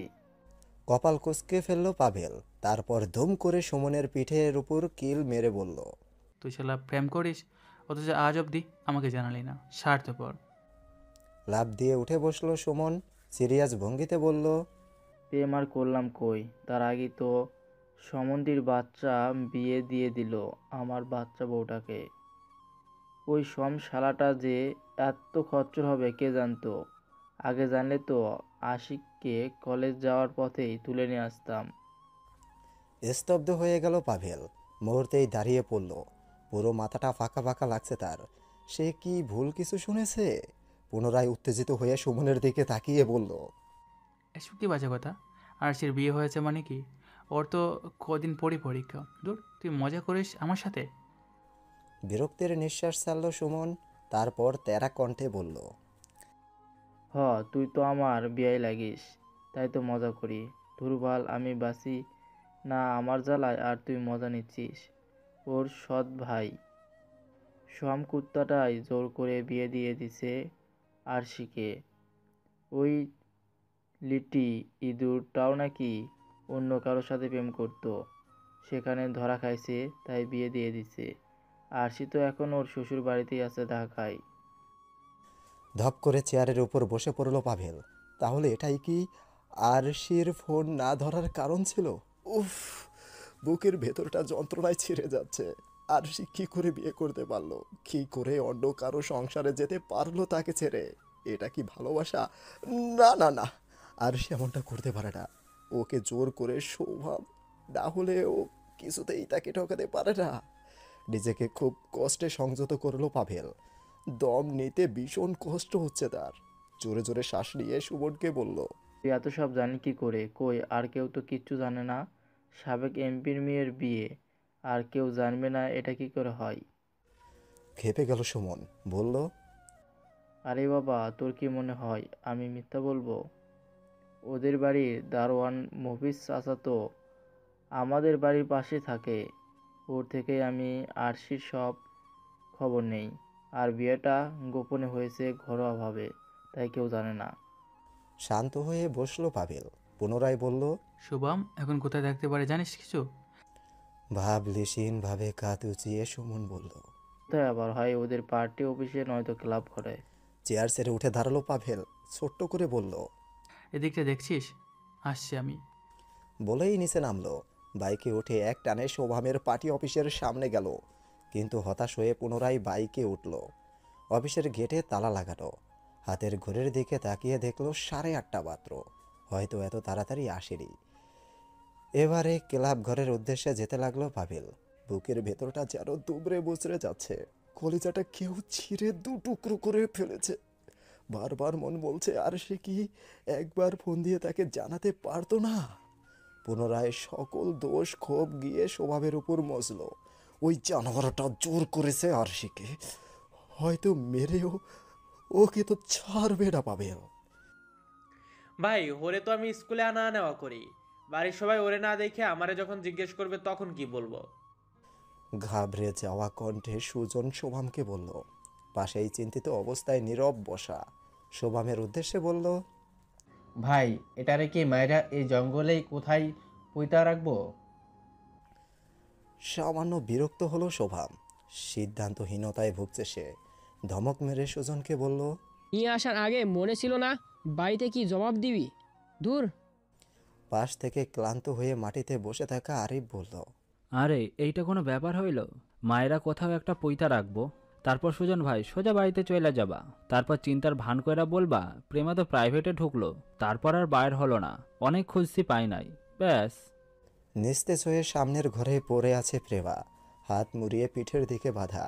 আর বুকেও সেই আগের মতো ক্রোশ বেল দিয়ে বাঁধা রয়েছে। পেছনের ঘর থেকে আসা কথাবার্তাগুলো কানে বাজছে তার। 2 চোখ দিয়ে স্রোতের ন্যায় গরম জল গড়িয়ে পড়ছে। সে তো বাঁচতে চায়, মৃত্যুকে ভীষণ ভয় পায়। সারা শরীর অবশ হয়ে আসছে। সামান্য নড়াচড়াও করতে পারছে না। মাটির উপর অতি কষ্টে গড়াতে গড়াতে দরজার সামনে এলো। চাপানো রয়েছে দরজা। মাথাটা সামনে দিকে এলিয়ে কাঠের দরজাটাকে অতি কষ্টে সামান্য খুলল। পুনরায় গড়িয়ে বাইরে আসতেই উঁচু মাটির পিঁড়া থেকে ধূপ করে জঙ্গলের শুকনো পাতার উপর পড়ল। বাইক রাস্তায় পার্ক করতেই অবাক হয়ে গিয়েছিল পাভেল। তাদের গাড়ি এখানেই পার্ক করা, এটা তো সুজন চালায়। আর নিয়ম অনুসারে প্রেমাকে স্কুলে নিয়ে যাওয়া আসা করার কথা, কিন্তু এই গাড়ি এখানে কেন? রহস্য ভেদ করতে না পেরে কৌতূহলবশত ক্লাবের সামনে আসছিল পাবেল। ধূপ করে কিছু পড়ে যাওয়ার আওয়াজে সামনে তাকাতেই দেখতে পেল মুখ থুবড়ে পড়া কোনো মেয়েকে। আর একটু সামনে এগিয়ে মাথাটাকে তুলতেই দিক বেদিক হারিয়ে ফেলল পাবেল। এটা তো প্রেমা! ভালো করে তাকাতেই চমকে উঠল পাবেল। মাথায় বজ্রপাতের ন্যায় অদৃশ্য কিছু পড়ল। শুধুমাত্র স্কুলের ইউনিফর্মের নীল রাঙা ফরকটা গায়ে প্রেমার, আর কিচ্ছু নেই। পুরো নীল জামাটা লাল রক্তের স্রোতের ধারায় কালো বর্ণ ধারণ করেছে। হাত মুখ বাঁধা অবস্থায় এভাবে নিজের ছোট্ট বোনটাকে দেখে নিজেকে সামলাতে পারল না। জ্বর জ্বর করে দু চোখ দিয়ে পানি পড়তে লাগলো। দ্রুত হাতের বাঁধন আর মুখের বাঁধন খুলল। দু হাত দিয়ে বোনকে তুলে বুকে জড়িয়ে কিছু বলতেই মুখ চেপে ধরল প্রেমা। নিবু নিবু চোখে ভাইকে দেখেই ঠোঁট ভেঙে কেঁদে দিল। নিঃশব্দের সেই কান্না। চেষ্টা করলেও কণ্ঠনালী ভেদ করে কোনো আওয়াজ বের করতে পারছে না প্রেমা। পাভেল প্রায় পাগলের মতো করছে। মাথা শূন্য হয়ে গেছে তার। পুনরায় কে এমনটা করেছে জানার উদ্দেশ্যে প্রেমাকে ধরতেই নিস্তেজ হয়ে গেল সে। দিক বিদিক শূন্য হয়ে কোলে তুলে নিয়ে রাস্তার দিকে দৌড় দিল পাবেল। হসপিটালে নিতে হবে ওকে। বাইকের সামনে আসতেই নিজের প্রতি ধিক্কার জানানো। আজ কেন গাড়ি নিয়ে আসলো না? বাইকে করে কিভাবে যাবে সে? পাশের গাড়িটাও লক করা। পাগলের মতো রাস্তা দিয়ে দৌড়াতে লাগলো। কাঁপা কাঁপা করতে চেঁচিয়ে বোনকে ডাকতে লাগলো, কিন্তু প্রেমার নিরুত্তর, নিস্তেজ, জ্ঞানহীন। হয়তো এতক্ষণে ভরসার কোনো হাত পেয়েই তার কাছে নিজেকে সঁপে দিয়ে অজ্ঞান হয়ে গেছে সে। কিছু দূর যেতেই সামনে ট্যাক্সি পড়ল। দ্রুত বেগে গাড়িতে উঠেই হসপিটালে যাওয়ার আদেশ করলো। ট্যাক্সির মধ্যে বসা এক মহিলা দ্রুত ব্যাগ থেকে ওড়না বের করে পেঁচিয়ে দিল প্রেমার নগ্ন পা দুটো। পাভেল একবার রাস্তার দিকে চাইছে তো একবার বোনের দিকে চাইছে। দু চোখ দিয়ে অবিরত অশ্রু দ্বারা গড়িয়ে পড়ছে। মাথাটা নিচু করে প্রেমার দুই গালে দুটো চুমু খেয়ে বলল, ভাই আছে না শোনা, কিচ্ছু হবে না, এই তো এক্ষুনি সব যন্ত্রণা কমে যাবে। 10 মিনিট অতিবাহিত হতেই স্থানীয় সদর হাসপাতালের সামনে ট্যাক্সি থামলো। দ্রুত প্রেমাকে কোলে নিয়ে দৌড়ে ভেতরে গেল পাভেল। স্ট্রেচারে শুয়ে দিতেই ডক্টর নার্সে একাকার হয়ে গেল। খুব কবেই এসব এলাকায় ধর্ষণের মতো জঘন্য অপরাধ কম হয়। একটু আগেই প্রেমাকে ওটিতে নেওয়া হয়েছে। ধপ করে ফ্লোরের উপর বসে পড়ল পাভেল। গা ছেড়ে দিচ্ছে তার। ইচ্ছে করছে সেও অজ্ঞান হয়ে যাক। ভাইকে কি জবাব দেবে সে? এত বড় জোয়ান ভাই থাকতেও ছোট্ট একটা বোনকে রক্ষা করতে পারলো না। কি হবে এই রাজনীতি ক্ষমতা দিয়ে, যেখানে তার ছোট্ট বোনটাকেই সারা জীবন ভুগতে হবে? নিজের সম্ভ্রম হারানোর দায়ে এত ব্যস্ততা কেন ছিল সে? এই ব্যস্ততার জন্যই তো আজ এমন হলো। সে কি পারতো না বোনটাকে স্কুলে নিয়ে আসার কাজ করতে? কেন করলো না এমন? দু হাতে মাথার চুল খামচে ধরল পাবেল। বাড়ির কথা মনে পড়তেই দ্রুত ফোন করলো বাবাকে। রিসিপ্ট হতেই সাথে সাথে কেঁদে দিয়ে বলল, আব্বু তাড়াতাড়ি সদর হাসপাতালে আসো, এক্ষুনি মাকে নিয়ে আসবা। এতক্ষণে প্রেস মিডিয়ার মানুষে পুরো হাসপাতাল কিলবিল করছে। অসংখ্য মানুষের আনাগোনায় হাসপাতাল কর্তৃপক্ষ বিরক্ত হয়ে পড়েছে। মা বাবা চাচা আসা মাত্রই পাভেল উঠে দাঁড়ালো। তাদের সামনে দাঁড়িয়ে চোখে চোখ রেখে কথা বলার সাহস যে পাভেলের নেই। কারো সাথে কোনো প্রকার কথা না বলেই বেরিয়ে গেল হাসপাতাল থেকে। ভয়ে নীলবর্ণ ধারণ করেছে সুজন। নীরব আরিফ সারা জঙ্গল পাগলের মতো প্রেমাকে খুঁজেছে, কিন্তু পায়নি। নেশাগ্রস্ত থাকার কারণে টের পায়নি। তার উপরে সবাই মিলে আলোচনা করতে ব্যস্ত থাকায় প্রেমার পড়ে যাওয়ার শব্দ কানে যায়নি তাদের। কথাবার্তা বলে প্ল্যান মাফিক সামনের রুমে প্রেমাকে নিয়ে আসতেই মাথায় বজ্রপাত পড়ল। প্রেমা নিখোঁজ। নেশাগ্রস্ত শোভাম যেন কিছু বুঝতেই পারছে না। সারা রাত ধরে নেশা করার কারণে এখন যেন শরীরে আর কোনো সারই নেই। চোখ টেনে টেনে খুলে তাকাচ্ছে সামনের তিনজনের দিকে। পাশেই মাটির উপর হাঁটু মুড়িয়ে তাল হারিয়ে বসে আছে আরিফ। সেও নেশাগ্রস্ত। এই মুহূর্তে মস্তিষ্কে কথাগুলো ততটা না ঢুকলেও বেশ বিশ্রী ভাষায় সবাইকে গালমন্দ করল শোভাম। প্রেমাকে খুঁজতে পুনরায় আদেশ দিয়ে শুয়ে পড়ল বিছানায়। এরই মধ্যে পাশ থেকে কর্কশ কণ্ঠে বাজতে শুরু করলো ফোনটা। বিরক্তি নিয়ে ফোন রিসিভ করলো শোভাম। সাথে সাথেই ওপাশ থেকে উত্তেজিত কণ্ঠে পার্টির এক সদস্য বলে উঠল, বিরক্তি নিয়ে কপাল কুঁচকাল শোভাম। বলল, কি হয়েছে? আতকে উঠে বসলো শোভাম। নেশাটা যেন ছুটে পালিয়ে গেল। তরতর করে ঘাম ঝরতে লাগলো কপাল বেয়ে। প্রেমা হাসপাতালে? তাহলে তো ওরা শেষ। এতক্ষণে তো পুলিশকে সব জানিয়ে দিয়েছে। ইস, বিরাট ভুল হয়ে গেল। ভয় কাতরে কণ্ঠে জিজ্ঞেস করলো, কারা ধর্ষণ করেছে জানো কিছু? ও ছোট্ট একটা শব্দ বলেই ফোন কেটে দিল শোভাম। রাগে ফেটে পড়ল পুনরায়। এরই মধ্যে সামনের দরজায় লাথি মারার শব্দ হতেই উঠে দাঁড়ালো সবাই। ইতিমধ্যে পেছনের ঘরে ঢুকে পড়েছে পাভেল। রাগে ক্ষোভে ফেটে পড়েছে সে। চোখ দুটো টকটকে লাল হয়ে আছে। থরথর করে কাঁপছে উত্তেজনায়। ঠিকভাবে দাঁড়িয়ে থাকতেও পারছে না। বিষণ্ণ মন নিয়ে আকাশের দিকে তাকিয়ে আছে আরশি। চোখ দুটো টইটম্বুর হয়ে আছে অশ্রুতে। এখনো পর্যন্ত একটা ফোন হাতের নাগালে পেল না। কি করে সে যোগাযোগ করবে পাভেল ভাইয়ের সাথে? তার সাথে কথা না বলে বেরোনোর যে কোনো উপায় নেই। হাতে যে কোনো কানা করিও নেই তার। আর রাস্তাঘাট সব সময় ঘরের মধ্যে। আর স্কুলে যাওয়া আসা মেয়েটা কিভাবে এই শহরের রাস্তা চিনে ছুটে যাবে পাভেল ভাইয়ের কাছে? সে যে ভীষণ ভীতু। এই আরশিমা, এদিকে এসো, বাড়ি থেকে ফোন দিয়েছে তোমায়। এতক্ষণ ছাদে দাঁড়িয়েছিল আরশি। এরই মধ্যে নিচ থেকে বিপাশার কণ্ঠ শুনে ছুটে সিঁড়িতে নামলো। বাড়ির কথা শুনতেই জমে গেল পা। হাত শক্ত করে মুঠো হয়ে আছে। মুহূর্তের মধ্যে চোয়াল শক্ত হয়ে গেল। ইচ্ছে করছে চেঁচিয়ে বলতে, আমার কোনো বাড়ি নেই, আর না তো কেউ আছে। কিন্তু পারিবারিক শিক্ষাটা আটকালো তাকে। স্তব্ধ হয়ে নিচে নেমে ফোন হাতে নিল। তারপর ধীর পায়ে উঠে এলো ছাদে। ওপাশ থেকে উত্তেজিত কণ্ঠে সোনালী বেগম বলে উঠলেন, আরশি, ওমা, কেমন আছিস তুই? ওখানে সব ঠিকঠাক আছে তো? জামাই কেমন? আর তোর শ্বশুর শাশুড়ি কি তোকে দেখে বেজার হয়েছে নাকি? খেয়েছিস সকালে? কেন ফোন দিয়েছ? এতগুলো প্রশ্নের প্রেক্ষিতে এমন উত্তর শুনে স্তব্ধ হয়ে গেলেন সোনালী বেগম। ফোনের সাউন্ড লাউডে দেওয়া। পাশের সোফায় গোল হয়ে বসে আছে বাড়ির সবাই। পাশেই শামচুল সর্দার রয়েছেন। মেয়ের এমন কথা শুনে চোখ দিয়ে ভরসা দিলেন তিনি স্ত্রীকে। সোনালী আবারও বলল, এটা কেমন কথা মা? তোর বিয়ে হয়েছে বলে কি ফোনও দিতে পারবো না আমরা? না, পারো না তোমরা। কেন ফোন দিবে আমাকে? আমি কে হই তোমাদের? কেউ না আমি। আমার কাছে আর দ্বিতীয়বার ফোন দিবে না। তোমরা খুব ভয়ে ছিলে না? নিজেদের বাড়ির সম্মান নিয়ে বাঁচিয়ে দিলাম তোমাদের। বিয়ে করে নিয়েছি, এখনও খুশি হওনি? আর কি চাই আমার কাছে? বিয়ে দিয়ে দিয়েছো তো, বেশ আছি আমি এখানে। শামসুল সর্দারকে বলে দিও, সর্দার বাড়ি থেকে যেমন সে আর তার ছেলে আমাকে ছুঁড়ে ফেলে দিয়েছে, তেমনি আমিও তোমাদের সম্পর্কটাকে ছুঁড়ে ফেললাম। মরে গেছি আমি। মনে করবে বিয়ে নয়, দাফন দিয়ে দিয়েছ আমায় তোমরা। আর কখনো যদি আমার কাছে বাড়ির কেউ ফোন দিয়েছ, তাহলে ফল ভালো হবে না বলে দিলাম। ওপাশ থেকে দাঁতে দাঁত চেপে ঝরঝর করে মনের মধ্যে ক্ষোভগুলো প্রকাশ করলো আরশি।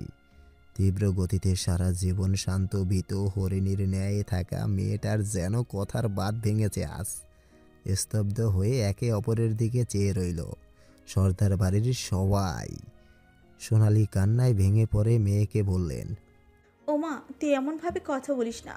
তুই তো জানিস আমার কিচ্ছু করার ছিল না। মুহূর্তেই ফসে উঠল আরশি। বলল, হ্যাঁ জানি তো, আমি সব জানি। তুমি বাধা দিলে তোমার সংসারে অশান্তি হতো, তাই তো? কী করে পারলে মা নিজের সংসার বাঁচানোর জন্য মেয়েকে একদম জবাই করে দিলে? তোমরা একবারও আমার কথা ভাবলে না। আর ভাববেই বা কেন? তোমাদের সবার বড় ছেলে আছে বলে কথা। তার কথায় উঠতে হবে, তার কথায় বসতে হবে। জানো মা, আমার জন্মের সময় তুমি মরে গেলে না কেন? তাহলে আজ আমার এই বন্দি জীবনটা কাটাতে হতো না।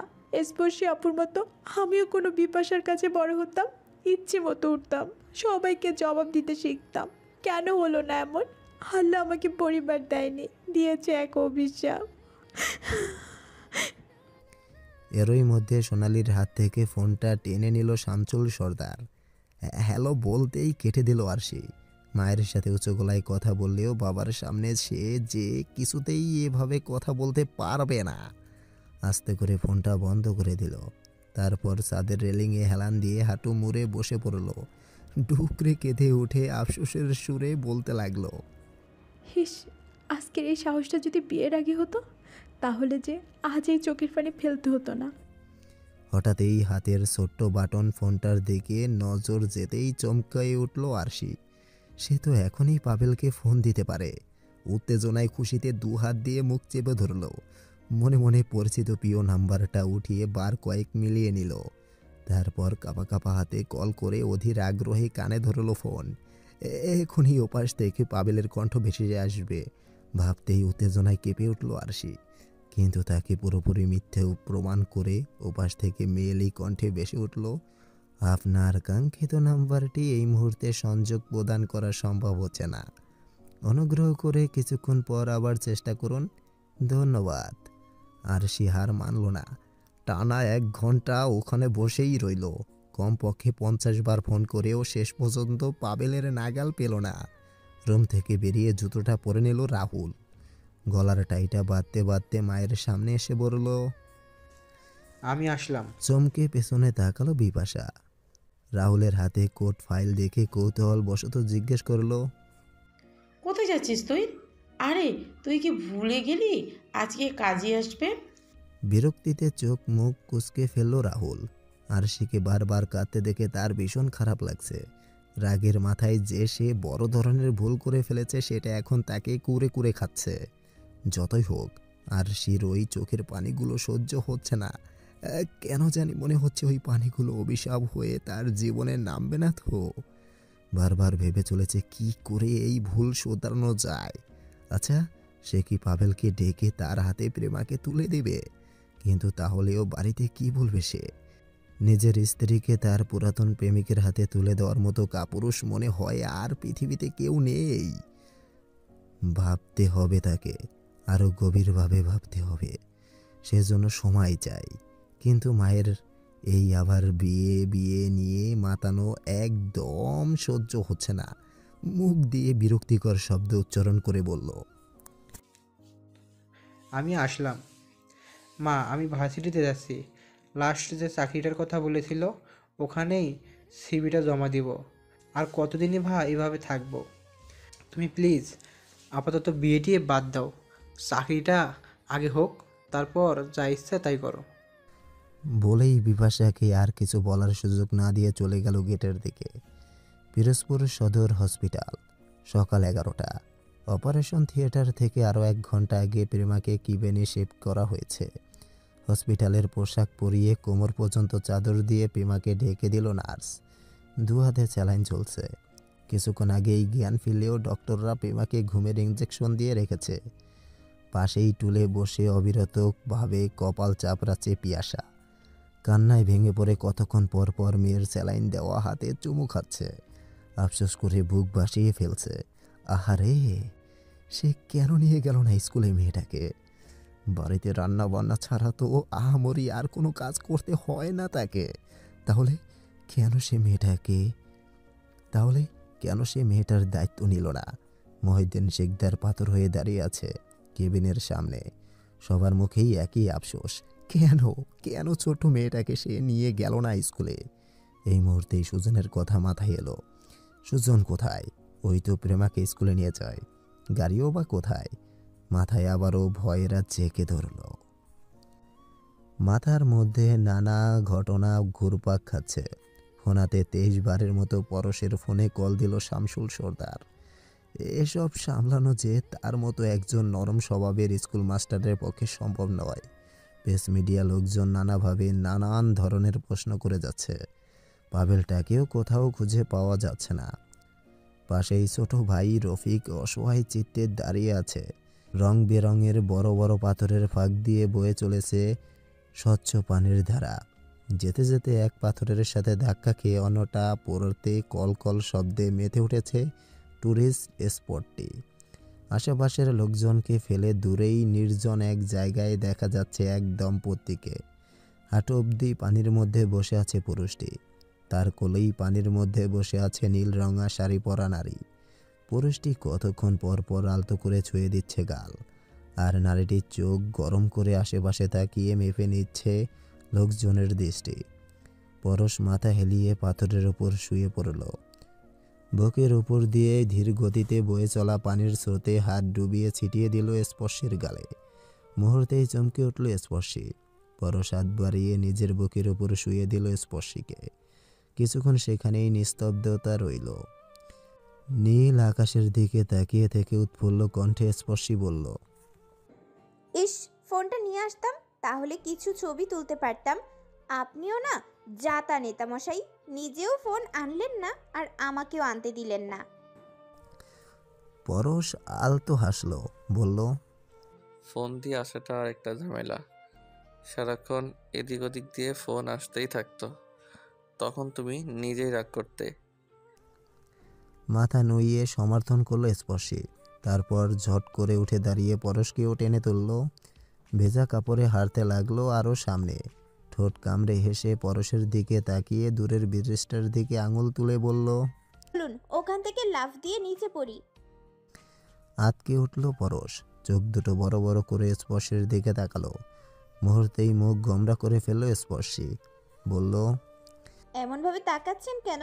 দেখুন ওই ছোট ছোট ছেলেগুলো কি সুন্দর লাফিয়ে পানিতে পড়ছে, আপনি কেন পারবেন না? স্পর্শী যে পরশকে আবার জ্বালানোর প্ল্যান করেছে সেটা বুঝতে পারল পরশ।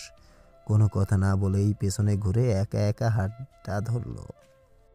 বেশ, দরকার নেই আপনার, আমি নিজেই ওখান থেকে লাফিয়ে পানিতে পড়ব। আতকে উঠল পরশ। এই পাগলাটে জেদি বউ যে জেদ করে ওখান থেকে লাফিয়ে পড়তেও পারে সে ব্যাপারে নিশ্চিত সে। ছুটে এসে খপাত করে হাত টেনে ধরল। এমন পাগলামি করে না পাখি, মজা আর অজস্র জিনিস নিয়ে করা যায়, এমন ভয়ঙ্কর জিনিস নিয়ে মজা করা উচিত নয়। আমি যে বিধবা হয়ে যাব, তার থেকে চলো ওদিকে গিয়ে তোমায় ফুচকা খাওয়াই। চলো চলো। দুপুর 2টা। রোদের উত্তাপে মানুষজন কাহিল হয়ে পড়েছে। কেউ কেউ পানির স্রোতের মধ্যে ডুবে শীতলতা অনুভব করছে, কেউ কেউ দূরের জঙ্গলের পাশে পাশে হাঁটছে, আবার কেউ কেউ রোদের মধ্যে দাঁড়িয়ে ফটো তুলছে। ডাবের উপর হামলে পড়ছে স্পর্শিয়া। পানি নয়, সে নরম নারকেল খেতে ব্যস্ত। 28 বছরের কিশোর ছেলেটা ভেবাচাকা খেয়ে তাকিয়ে আছে স্পর্শের দিকে। কিছুটা বিরক্তও হয়েছে। এই যে স্তূপের মধ্যে দিয়ে বড় বড় ডাবগুলো বেছে বেছে কিনেছে, তারপর পানি খেয়ে সেই ডাব না ফেলে বরং ছেলেটাকে জোর করেছে সেটা কেটে দেওয়ার জন্য। সেই 2 হাত বুকের উপর বেঁধে ঠোঁট কামড়ে ধরে হেসে স্পর্শীর পাগলামি দেখছে পরশ। এ যাবৎ 4টা ডাব খেয়েছে স্পর্শী, তবে পানিগুলো বাধ্য হয়ে পরশকেই খেতে হচ্ছে। ধীরে ধীরে রোদের প্রখরতা বাড়ছে। গায়ের ভেজা পোশাক ইতিমধ্যে শুকিয়ে গেছে। হাতের ঘড়িতে টাইম দেখেই দ্রুত স্পর্শীকে টেনে তুলল। রিসোর্টে ফিরে যাবার কথা শুনতেই বেঁকে বসল স্পর্শী। সে এখন কিছুতেই রিসোর্টে ফিরবে না, আরও ঘোরা বাকি রয়েছে। মেজাজ বিগড়ে গেল পরশের। এত ঘোরাঘুরি, স্ত্রীর সাথে প্রথমবার হানিমুনে আসা, এত হাসি মজা দুষ্টমির মধ্যেও কোথাও যেন কিছু ফাঁকা হয়ে আছে। না কিছু ভালো লাগছে আর না তো খারাপ লাগছে। এক প্রকার মনের মধ্যে অস্থিরতা শুরু হয়ে গিয়েছে। শুধুমাত্র স্পর্শের মন খারাপ করবে ভেবে এখনো পর্যন্ত তাল মিলিয়ে যাচ্ছে, কিন্তু এবারে আর নিজেকে সামলাতে পারল না। বড্ড খামখেয়ালি করছে আজকাল স্পর্শী। হাতের ডাবটা ছুঁড়ে দূরে ফেলে হাত দূরে টেনে হিঁচড়ে অনেকটা দূরে নিয়ে এলো। অবাক হয়ে গেল স্পর্শী। হাতের কবজি যেন ছিঁড়ে পড়ে যাচ্ছে। ব্যথায় চোখে পানি টলমল করছে। এক দৃষ্টিতে তাকিয়ে রইল পরশের দিকে। যে লোকটা ফুলের পাপড়ির ন্যায় তাকে ছোঁয়, ছিঁড়ে যাবার ভয়ে সে কিনা আজ এমনভাবে টেনে হিঁচড়ে নিয়ে এলো। থমকে দাঁড়িয়ে পড়ল পরশ। স্পর্শের দিকে তাকাতেই হুঁশ ফিরল। চোখের ওই টলমল করা পানি দেখে বুকের ভেতরটা মোচড় দিয়ে উঠল। উত্তেজিত হয়ে 2 হাত দিয়ে স্পর্শের 2 গাল আঁকড়ে ধরল। বলল, আই এম সরি পাখি, বেশি ব্যথা পেয়েছ হাতে? কই দেখি। ইস, লাল হয়ে গেছে, আমি একটু বুঝতে পারিনি। আমলে নিল না স্পর্শী। চুপটি করে তাকিয়ে রইল পরশের দিকে। তারপর ধীর কণ্ঠে শুধালো, রিসোর্টে চলুন। বলেই হাঁটা শুরু করলো সামনে। পরশ হতাশার শ্বাস ফেলল। মুখটা কেমন তেতো হয়ে আছে। স্পর্শী যে কষ্ট পেয়েছে সেটা বুঝতে পারলেও সেই রাগ ভাঙানোর জন্য মন সাড়া দিচ্ছে না। ধীর পায়ে সেও রিসোর্টের দিকে চলতে শুরু করলো। রুমে ঢুকেই ব্যাগ থেকে টপ জিন্স বের করে গোসলে ঢুকলো স্পর্শী। পরশও কিছু বলল না। টাওয়াল নিয়ে ঢুকে গেল নিজেও গোসল করতে। ইচ্ছে করেই অনেকটা দেরি করলো স্পর্শী। পরশ ইতিমধ্যে গোসল সেরে রুমে চলে গেছে। অনেকক্ষণ পর রুমে ঢুকতেই স্পর্শী অবাক হয়ে গেল। বিছানার উপর শুয়ে কপালের উপর হাত দিয়ে পরশ শুয়ে আছে। দ্রুত গতিতে তার পাশে গিয়ে বসলো স্পর্শী। কপালে বুকে বার কয়েক হাত দিয়ে উত্তেজিত কণ্ঠে বলল, আপনার কি শরীর খারাপ লাগছে? কি হয়েছে বলুন না, খারাপ লাগছে? চোখ খুলে তাকালো পরশ। স্পর্শীর দিকে তাকিয়ে বলল, স্পর্শিয়া, কিচ্ছু হয়নি আমার, শান্ত হও। কিছুক্ষণ চুপ করে রইল স্পর্শী। তারপর শান্ত কণ্ঠে বলল, খাবারটা রুমে আনিয়ে নেই, নিচে যাওয়ার কোনো দরকার নেই, কেমন? সারা দিল পরশ। শরীরটা ভেঙে আসছে, হয়তো সারাদিন রোদে থাকার কারণে। এখন উঠে আবার খাবার খেতে যেতে ইচ্ছে করছে না। বেশ কিছুক্ষণ পর রুম সার্ভিসের এক কর্মী খাবার নিয়ে এলো। এই রিসোর্টের মালিকের নিজস্ব রেস্টুরেন্ট রয়েছে। রিসোর্টের পাশেই সেই নামকরা রেস্টুরেন্ট। বেশিরভাগ টুরিস্টই এখান থেকে খায়। খাবার সাজিয়ে টেবিলে রেখে পরশকে আলতো স্বরে ডাকলো। খেতে ইচ্ছে করছে না তার, কিন্তু স্পর্শের জন্য বাধ্য হয়ে টেবিলে আসলো। স্পর্শের দিকে তাকিয়ে শুকনো হাসি দিয়ে খাওয়া শুরু করলো সে। সাথে সাথেই একটা কাশি দিল। মুহূর্তেই সমস্ত খাবারের ঝাল নাকে উঠে গেল। দম নিতে পারছে না পরশ। স্পর্শী দ্রুত হাতে জগ থেকে পানি ঢেলে দিল। ঢক ঢক করে পানি খাওয়ার পরেও জাল কমল না পরশের। খাবার ফেলেই বাথরুমের দিকে ছুটল সে। স্পর্শীও পেছন পেছন ছুটল। নাকে মুখে পানি দিয়ে দেওয়াল ধরে দাঁড়িয়ে পড়ল পরশ। চোখ দুটো লাল হয়ে অনবরত পানি পড়ছে। শ্বাস নিতে গেলেই পুনরায় সমস্ত ঝাল নাকে উঠে যাচ্ছে। কাশিও দিতে পারছে না। স্পর্শী পরশকে এমন অবস্থায় দেখে হাউমাউ করে কেঁদে উঠল। দ্রুত হাতে ধরে কাঁপা কাঁপা কণ্ঠে জিজ্ঞেস করলো, আপনার কি হলো নেতামশাই? এমন করছেন কেন? খাবার কি গলায় আটকেছে? বলুন না, ডক্টর ডাকবো? এই মুহূর্তে স্পর্শীর কথার জবাব দিতে পারছে না পরশ। তারপরে অতি কষ্টে ইশারায় চুপ করতে বলে রুমের দিকে এগোলো সে। বিছানার সামনে আসতেই ধপ করে শুয়ে পড়ল। স্পর্শী আরও ঘাবড়ে গেল। ছুটে এসে পাশে বসে হাতের তালু ঘষতে লাগলো। ঘাবড়ানো কণ্ঠে বলল, আপনার কি শরীর খারাপ লাগছে নেতামশাই? আমার কাছে বলুন না। পরশ তাকালো। দম নিয়ে কষ্ট করে বলল, আমার শরীরটা ভালো লাগছে না স্পর্শে, একটু ঘুমাবো। তুমি প্লিজ আমায় ডিস্টার্ব করো না, খেয়ে নাও। চুপ করে পাশে দাঁড়িয়ে রইল স্পর্শী। ফুপিয়ে ফুপিয়ে নিঃশব্দে কেঁদে যাচ্ছে সে। পরশ ঘুমে তলিয়ে গেছে ইতিমধ্যে। ধীর পায়ে কোনো শব্দ না করে বিছানায় উঠল স্পর্শী। বাইরে খেতে যাওয়ার উদ্দেশ্যে শার্ট পরেছিল পরশ। এখন গরমে ঘেমে নিয়ে অস্থির হয়ে গেছে। আলতো হাতে বোতামগুলো খুলে দিয়ে বুকের ওপর আলতো করে চুমু বসালো। কপালের ওপরও চুমু দিয়ে জড়িয়ে ধরল পরশকে। এক পর্যায়ে সেও তলিয়ে গেল ঘুমের দেশে। রাত 7টা। বুকের ওপর ভারী কিছু অনুভব হতেই চোখ খুলল পরশ। বুকের ওপর তাকাতেই এলোমেলো চুলে ঢাকা ঘুমন্ত স্পর্শীকে নজরে এলো। ঠোঁট এলিয়ে নিঃশব্দে হাসল। আলতো হাতে চুলগুলো একপাশে নিয়ে বালিশে মাথা রাখল। চোখের নিচে থাকা অশ্রুটুকু শুকিয়ে দাগ হয়ে গেছে। মাথা নিচু করে স্পর্শীর ঠোঁটের উপর চুমু খেল পরশ। ঘুমের মধ্যেই ঠোঁট দুটো কুঁচকে ফেলল স্পর্শী। পরশ আসলো। পুনরায় ঘাড় ঘুরিয়ে চুমু দিল। এবারেও নাক চোখ কুঁচকে ঘুমের মধ্যে এক হাত উঠিয়ে ঠোঁট মুছল। তারপর কাত হয়ে অন্যদিকে তাকিয়ে শুয়ে পড়ল। বেশ মজা লাগছে পরশের। স্পর্শীকে জ্বালাতে আবারও ঠোঁটের উপর গাঢ় চুমু দিল। ঘুমের মধ্যেই দম বন্ধ হয়ে গেল স্পর্শীর। শ্বাস নিতে না পেরে ধরফর করে চোখ খুলে উঠে বসল। পরশকে সামনে দেখেই কপাল কুঁচকে নাকের পাটাতন ফুলিয়ে ফেলল। দুপুরের কথা মনে পড়তেই মুহূর্তেই উত্তেজিত হয়ে ঝাঁপিয়ে পড়ল পরশের বুকে। নুয়ে যাওয়া কণ্ঠে বলল, আপনি ঠিক আছেন তো নেতামশাই? এখনো কি কষ্ট হচ্ছে আপনার? আলতো হেসে জড়িয়ে ধরল পরশ। আদুরে কণ্ঠে বলল, হচ্ছে না তো, তবে খুব খিদে পেয়েছে। চলো নিচে গিয়ে খেয়ে তারপর ঘুরবো, সারা বিকালটা তো নষ্ট করে দিলাম। স্পর্শী কিছু বলল না, দ্রুত বাথরুমে গেল ফ্রেশ হতে। গায়ের শার্ট খুলে আরেকটা শার্ট পরল পরশ। অভ্যাসবশত বালিশের পাশ থেকে ফোন হাতে তুলতেই ভ্রু কুঁচকে ফেলল। দূর, চার্জ নেই, বন্ধ হয়ে গেছে ফোন। চার্জারে ফোন লাগাতেই স্পর্শী এলো। স্বভাব সুলভ মুচকি হাসি দিয়ে স্পর্শীর হাত ধরে রুম থেকে বেরিয়ে গেল। খাওয়া শেষ হতেই পুনরায় রিসোর্টের দিকে হাঁটা শুরু করলো পরশ। অবাক হয়ে তাকিয়ে রইল স্পর্শী। দ্রুত পায়ে হেঁটে পরশের সামনে দাঁড়িয়ে বলল, ঘুরবেন না নেতামশাই? আলতো করে গাল টেপে দিল পরশ। তারপর শান্ত কণ্ঠে বলল, সোনা, ফোনটা নিয়ে আসি, রাত হয়েছে তো। মুহূর্তেই মনটা ফুরফুরো হয়ে গেল স্পর্শীর। তাল মিলিয়ে পরশের সাথে ভেতরে ঢুকতে ঢুকতে বলল, আমারটা নিয়ে নেই, খালামণিকে একটা ফোন দিয়ে জাফলং দেখাবো। কথা বলতে বলতে রুমে ঢুকলো দুজন। চার্জার থেকে ফোন খুলে হাতে নিল পরশ। ইস, ফোনটা অন করে রেখে যেতেও ভুলে গেছিল সে।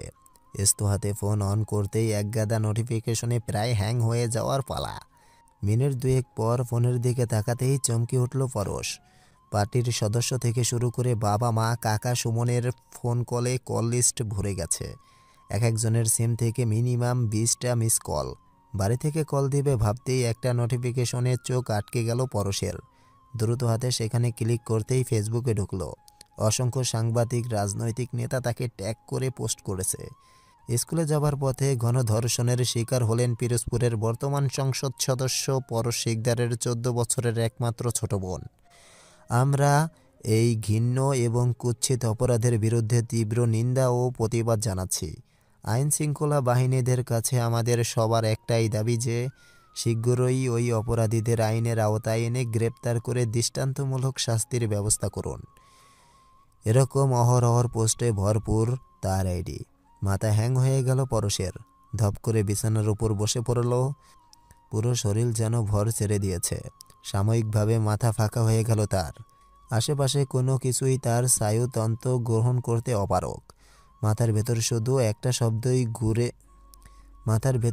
একটা শব্দই গুনে পোকার মতো খুঁটে বেড়াচ্ছে, গণধর্ষণ। পরশকে বিছানায় বসতে দেখে স্পর্শী ভ্রু কুঁচকে সামনে এলো। লোকটার এমন শান্ত স্থির স্তব্ধতা দেখে ভয়েরা পুনরায় জেঁকে বসল। মন বলতে লাগলো, আবারও অসুস্থ হয়ে যায়নি তো? বিছানার উপর আলগোছে স্ক্রিন জ্বলতে থাকা ফোনটা দেখে ভ্রু কুঁচকে ফেলল। এই মাত্রই তো ফোন দেখছিল, তাহলে হঠাৎ কি এমন হলো? ফোন হাতে নিতেই শিউরে উঠল স্পর্শী। সময়ের দিকে তাকাতেই আরও অবাক হয়ে গেল। মুখ দিয়ে অস্পষ্ট স্বরে বের করলো, আল্লাহ, আজ সকাল 9টার সময় এই পোস্ট করা হয়েছে আর আমরা এখনো কিচ্ছু জানি না। স্তব্ধতায় মরিয়ে যাওয়া পরশের দিকে চাইতেই আটকে উঠল স্পর্শী। চোখ দুটো অস্বাভাবিক মাত্রায় লাল হয়ে আছে, যেন অশ্রুরা চাইলেও বের হতে না পেরে রক্তের ন্যায় ধারণ করেছে চোখের কার্নিশে। স্পর্শী ফোপাতে ফোপাতে পরশের ফোন নিয়ে বাহাদুরকে ফোন দিল। ফোন বন্ধ। আশ্চর্যের ব্যাপার। পরশের দিকে তাকিয়ে দেখল এখনও স্তব্ধ হয়ে ফ্লোরের দিকে তাকিয়ে রয়েছে। দ্রুত পায়ে রুমের বাইরে বের হলো স্পর্শী। তাদের রুমের 3 রুম পরেই বাহাদুর ভাইয়ের রুম। এক ছুটে সেই দিকে গেল। প্রায় 2 মিনিট ধরে দরজা ধাক্কানোর পর ঘুম ঘুম অবস্থায় দরজা খুলল বাহাদুর। রেগে চেঁচিয়ে উঠে বলল, আপনার ফোন কোথায় বাহাদুর ভাই? এক্ষুনি বের হন, আমরা বাড়ি যাব। বাহাদুর অবাক হলো। তারপর আমতা আমতা করে বলল, কথায় বলে বিপদ যখন আসে চারদিক দিয়ে আসে। আজ বাহাদুরের ফোনেও হয়তো বাড়ি থেকে ফোন এসেছে। দ্রুত পায়ে রুমে ঢুকতেই দেখল পরশ বাথরুম থেকে বেরিয়েছে। চোখ দুটো কঠিন হয়ে আছে, হয়তো কেঁদেছে। চোয়ালটা ইস্পাতের ন্যায় শক্ত করে স্পর্শীকে উদ্দেশ্য করে বলল, 2 মিনিটের মধ্যে গোছগাছ করো। কোনো সাড়া দিল না স্পর্শী। সাহস হলো না। সান্ত্বনা দেওয়ার মতো সাহসও হারিয়ে ফেলল সে। রাতের অন্ধকার রাস্তার মধ্যে গাড়ি চালাচ্ছে ড্রাইভার বাহাদুর। পেছনের সিটে মাথা এলিয়ে বাইরের দিকে তাকিয়ে বসে আছে পরশ। পাশে স্পর্শী হাঁসফাঁস করছে পরশের সাথে কথা বলার জন্য। লোকটা বাইরে নিজের কঠিনতা দেখালেও ভেতরে ভেতরে যে ভীষণ ভেঙে পড়েছে। আলতো করে পরশের হাতে হাত রাখল স্পর্শী। নির্বাক চাহনিতে সেদিকে তাকালো পরশ। কাঁপা কাঁপা কণ্ঠে এক হাত জড়িয়ে ধরে কান্না ভেজা গলায় স্পর্শী বলল, আপনি প্লিজ শান্ত হন, দেখবেন সব ঠিক হয়ে যাবে। সরাসরি দৃষ্টি দিল স্পর্শীর দিকে পরশ। ভেতরটা ভেঙে চুরে চুরমার হয়ে যাচ্ছে। শান্ত গলায় গম্ভীর কণ্ঠে পরশ বলল, তুই ভাবতে পারছিস স্পর্শিয়া, আমার এইটুকু বোনটা ঠিক কতটা ছটফট করেছে? তোমাকে তো ফুলের পাপড়ির মতো যাতে নষ্ট হয়ে না যায় সেভাবে ছুঁই, তাও তো মাঝে মধ্যে কেঁদে ফেলো। সেখানে আমার ওইটুকু বোনটা কিভাবে সহ্য করেছে ভাবতে পারছো? বলতে বলতে গলা ভেঙে এলো। উফ, যন্ত্রণায় কলিজাটা ছিঁড়ে যাচ্ছে পরশের। গাড়ির গতিবেগ ভীষণ ছিল মনে হচ্ছে।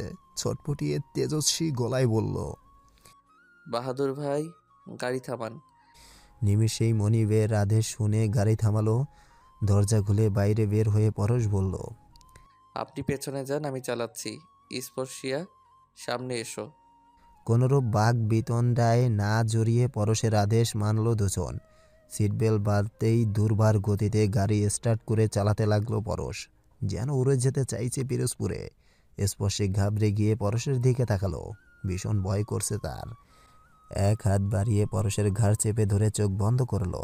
পাত্তা দিল না পরশ। আরও স্পিরিট বাড়িয়ে চলতে লাগলো সিলেটের আঁকাবাঁকা রাস্তায়। রাত 3টা। পিরোজপুরে ঢুকতেই বাম হাতে ফোন নিয়ে বাবার নাম্বারে কল দিল পরশ। ওপাশ থেকে রিসিভ হতেই কঠিন গলায় সোজা সাপটা প্রশ্ন করলো পরশ। কোন হসপিটাল? কত নম্বর কেবিন? ওপাশ থেকে মহিউদ্দিন শিকদার ভাঙাচোরা গলায় বলল, সদরে আছে 204 কেবিনে। ফোন কেটে দিল পরশ। শুনশান নিস্তব্ধ পিরোজপুর সদর। গাড়ি থেকে নামতেই ভেতর থেকে দ্রুত পায়ে কেউ একজন এসে গেট খুলে দিল। পায়ে গাড়ি থেকে নেমেই হাসপাতালের ভেতরে চলে গেল পরশ। স্পর্শীয় পেছন পেছন দ্রুত পায়ে হেঁটে গেল সেদিকে। কেবিন নং 204। পুরো হাসপাতাল অন্ধকার। শুধুমাত্র রিসিপশনে এবং করিডোরে 2-1টা লাইট জ্বলছে। কেবিনের সামনে দরজার বাইরে বেঞ্চিতে মাথা হেলিয়ে বসে আছে মহিউদ্দিন শিকদার। পাশেই আলতাফ শিকদার বসা। কিছুটা দূরেই সুমন মাথা হেলিয়ে ঘুমিয়ে রয়েছে। পরশের উপস্থিতি পেয়েই চোখ তুলে চাইলেন মহিউদ্দিন শিকদার। পরশকে দেখেই হামলে পড়লেন বুকের উপর। নিরুপায় হয়ে দাঁড়িয়ে রইল পরশ। কি বলে সান্ত্বনা দেবে সে বাবাকে? বেশ কিছুক্ষণ পর শান্ত গলায় বলল, ও কোথায়? চোখের পানি মুছে ভাঙা কণ্ঠে বলল, ঘুমাচ্ছে। সারাক্ষণ কাঁদে। আমার বুঝদার মেয়েটা চিৎকার করে বাচ্চাদের মতো কাঁদে। পাগলের মতো করছে আমার মেয়েটা। ডাক্তার বাধ্য হয়ে ঘুমের ইঞ্জেকশন দিয়ে দিয়েছে। আজ সারাদিন ঘুমের মধ্যেই আছে। সন্ধ্যার দিকে ঘুম ভেঙেছিল একবার। ওর চিৎকারে বাধ্য হয়ে আবার ঘুমের ইঞ্জেকশন দিয়েছে। আলতো হাতে কেবিনের দরজা খুলল। রুমের লাইটটি জ্বালানো। বাচ্চাদের মতন ঠোঁট উল্টে ঘুমিয়ে আছে প্রেমা। তার পাশেই টুলে বসা অবস্থায় সিটে মাথা দিয়ে ঘুমিয়ে আছে পিয়াসা। স্পর্শী ধীর পায়ে পিয়াসার পাশে গেল। গায়ে হাত দিতেই চট করে তাকালো। স্পর্শীকে দেখেই কান্নায় বাঁধ ভাঙল তার। শাশুড়িকে সান্ত্বনা দিতে গিয়ে নিজেই কেঁদে দিল স্পর্শী। এক মুহূর্তও দাঁড়ালো না ওখানে পরশ। দ্রুত পায়ে বাইরে এসে কাট কাট কণ্ঠে বাবাকে জিজ্ঞেস করলো, কারা ছিল? হতাশ হয়ে মহিউদ্দিন শিকদার বললেন, জানি না। মেয়েটাকে কি জিজ্ঞেস করবো? ওর কান্নাই তো থামাতে পারছে না কেউ। থমথমে কণ্ঠে পুনরায় পরশ বলল, ওকে হাসপাতালে কে এনেছে?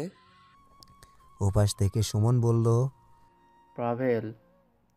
চমকে উঠল পরশ। এত বড় ঘটনা ঘটল অথচ পাভেল তাকে একবারও ফোন করল না। মাত্র একদিন ছিল না বাড়িতে। এই একদিনও সামলাতে পারল না। ভাবতেই রাগে গা শিরশির করছে। পাভেলকে হাতের কাছে পেলে এই মুহূর্তে ঠিক কী করে বসবে জানা নেই পরশের। রাগী স্বরে সুমনের দিকে তাকালো পরশ। বলল, কোথায় ও? জানি না ভাই, কিচ্ছু জানি না। প্রমাকে হসপিটালে দিয়ে কোথাও একটা চলে গেছে ও। হয়তো আপনার ভাই এখনও হসপিটালে আসেনি। আমি ওর মতো গর্দভ একটাও দেখিনি। এই অবস্থায় কী করে দূরে রাখলো? সামান্য চিন্তার রেখা ফুটল পরশের কপালে। এরই মধ্যে সুজনের কথা খেয়ালে পড়তেই অবাক হয়ে গেল। কেউ সুজনেরও কোনো খোঁজ জানে না। সুমনের উদ্দেশ্যে বলল, পার্টির ছেলেদের খবর দে। মাথা নাড়িয়ে ফোন হাতে বাইরে চলে গেল সুজন। পরশ সেখানেই বসে পড়ল। হয় পরশ না হয় প্রেমা, দুজনের কারো একজনের মুখ থেকে সত্যিটা না জানা অবধি সন্দেহের বশে কিছু করে ওঠাটা বোকামি হয়ে যাবে। সকাল 7:30। কপালে হাত দিয়ে বেঞ্চের উপর বসে আছে পরশ। হঠাৎ কানে অ্যাম্বুলেন্সের শব্দ যেতেই চমকালো। পরক্ষণেই সে যে হসপিটালে আছে সেটা মনে হতেই চিন্তা ঝেড়ে ফেলল। নিচ থেকে অধিকতর লোকজনের আওয়াজ, পুলিশের গাড়ির সাইরেন, অ্যাম্বুলেন্সের আওয়াজ পেতে চৌকিতে দাঁড়ালো। কোনো গুরুতর রোগীকে হয়তো। এর মধ্যেই দ্রুত পায়ে এক পুলিশের ইন্সপেক্টর তার কাছে এলেন। ভাঙা ভাঙা কণ্ঠে বললেন, এমপি সাহেব একটু নিচে আসুন। পরশ তার দিকে একবার তাকিয়ে বুড়ো কুচকে ফেলল। দেখেই বোঝা যাচ্ছে ঘাবড়ে আছে ভীষণ। জোর পায়ে তার সাথে নিচে নামতেই দেখল অ্যাম্বুলেন্স থেকে সাদা কাপড়ে মোড়ানো এক রক্তাক্ত লাশ বের করছে। হসপিটালের সামনের ফাঁকা জায়গাটুকুতে লাশটাকে শুয়ে মুখের ওপর থেকে চাদরটা সরিয়ে দিল ইন্সপেক্টর। পরশের কানের কাছে গিয়ে ঘাবড়ে যাওয়া কণ্ঠে বললেন, লাইব্রেরি পেছনের জঙ্গলে পেয়েছি লাশটা। কথাটা কর্ণগোচর হতেই লাশের দিকে তাকালো পরশ।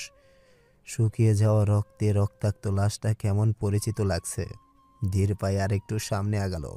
নিজ হাতে চাদরটা ধরে এক টানে অনেকটা খুলে ফেলল। সাথে সাথেই চোখ বন্ধ করে আর্তনাদ করে উঠল সবাই। পাভেল নিশ্চিন্তে দু চোখ দিয়ে ড্যাব ড্যাব করে তাকিয়ে আছে। চোখে সামান্য পলকও পড়ছে না। গলার কাছে ধারালো কিছু কোপে প্রায় 2 ইঞ্চি ফাঁক হয়ে আছে। সেখান থেকে বেরোনো লাল রক্তগুলো জমাট বেঁধে শুকিয়ে আছে। সাদা রাঙা শার্টটা কেটে বুকের উপর পরা বড় কোপটা ভয়ঙ্কর আকারে ধারণ করেছে। ডান হাতটা সামান্য চামড়ায় বেঁধে বাকিটা ঝুলে পড়ে আছে পাশে। ব্যাস, আর দেখতে পারল না পরশ। পাশেই ধুম করে বসে পড়ল। পৃথিবীটা থমকে গেল মনে হয়। পাশ থেকে সুমন সহ আরও কয়েকজন ছেলে এসে ধরল পরশকে। শুধু কানে বাজছে চারপাশ থেকে ভেসে আসা জনগণের আর্তনাদের ধ্বনি।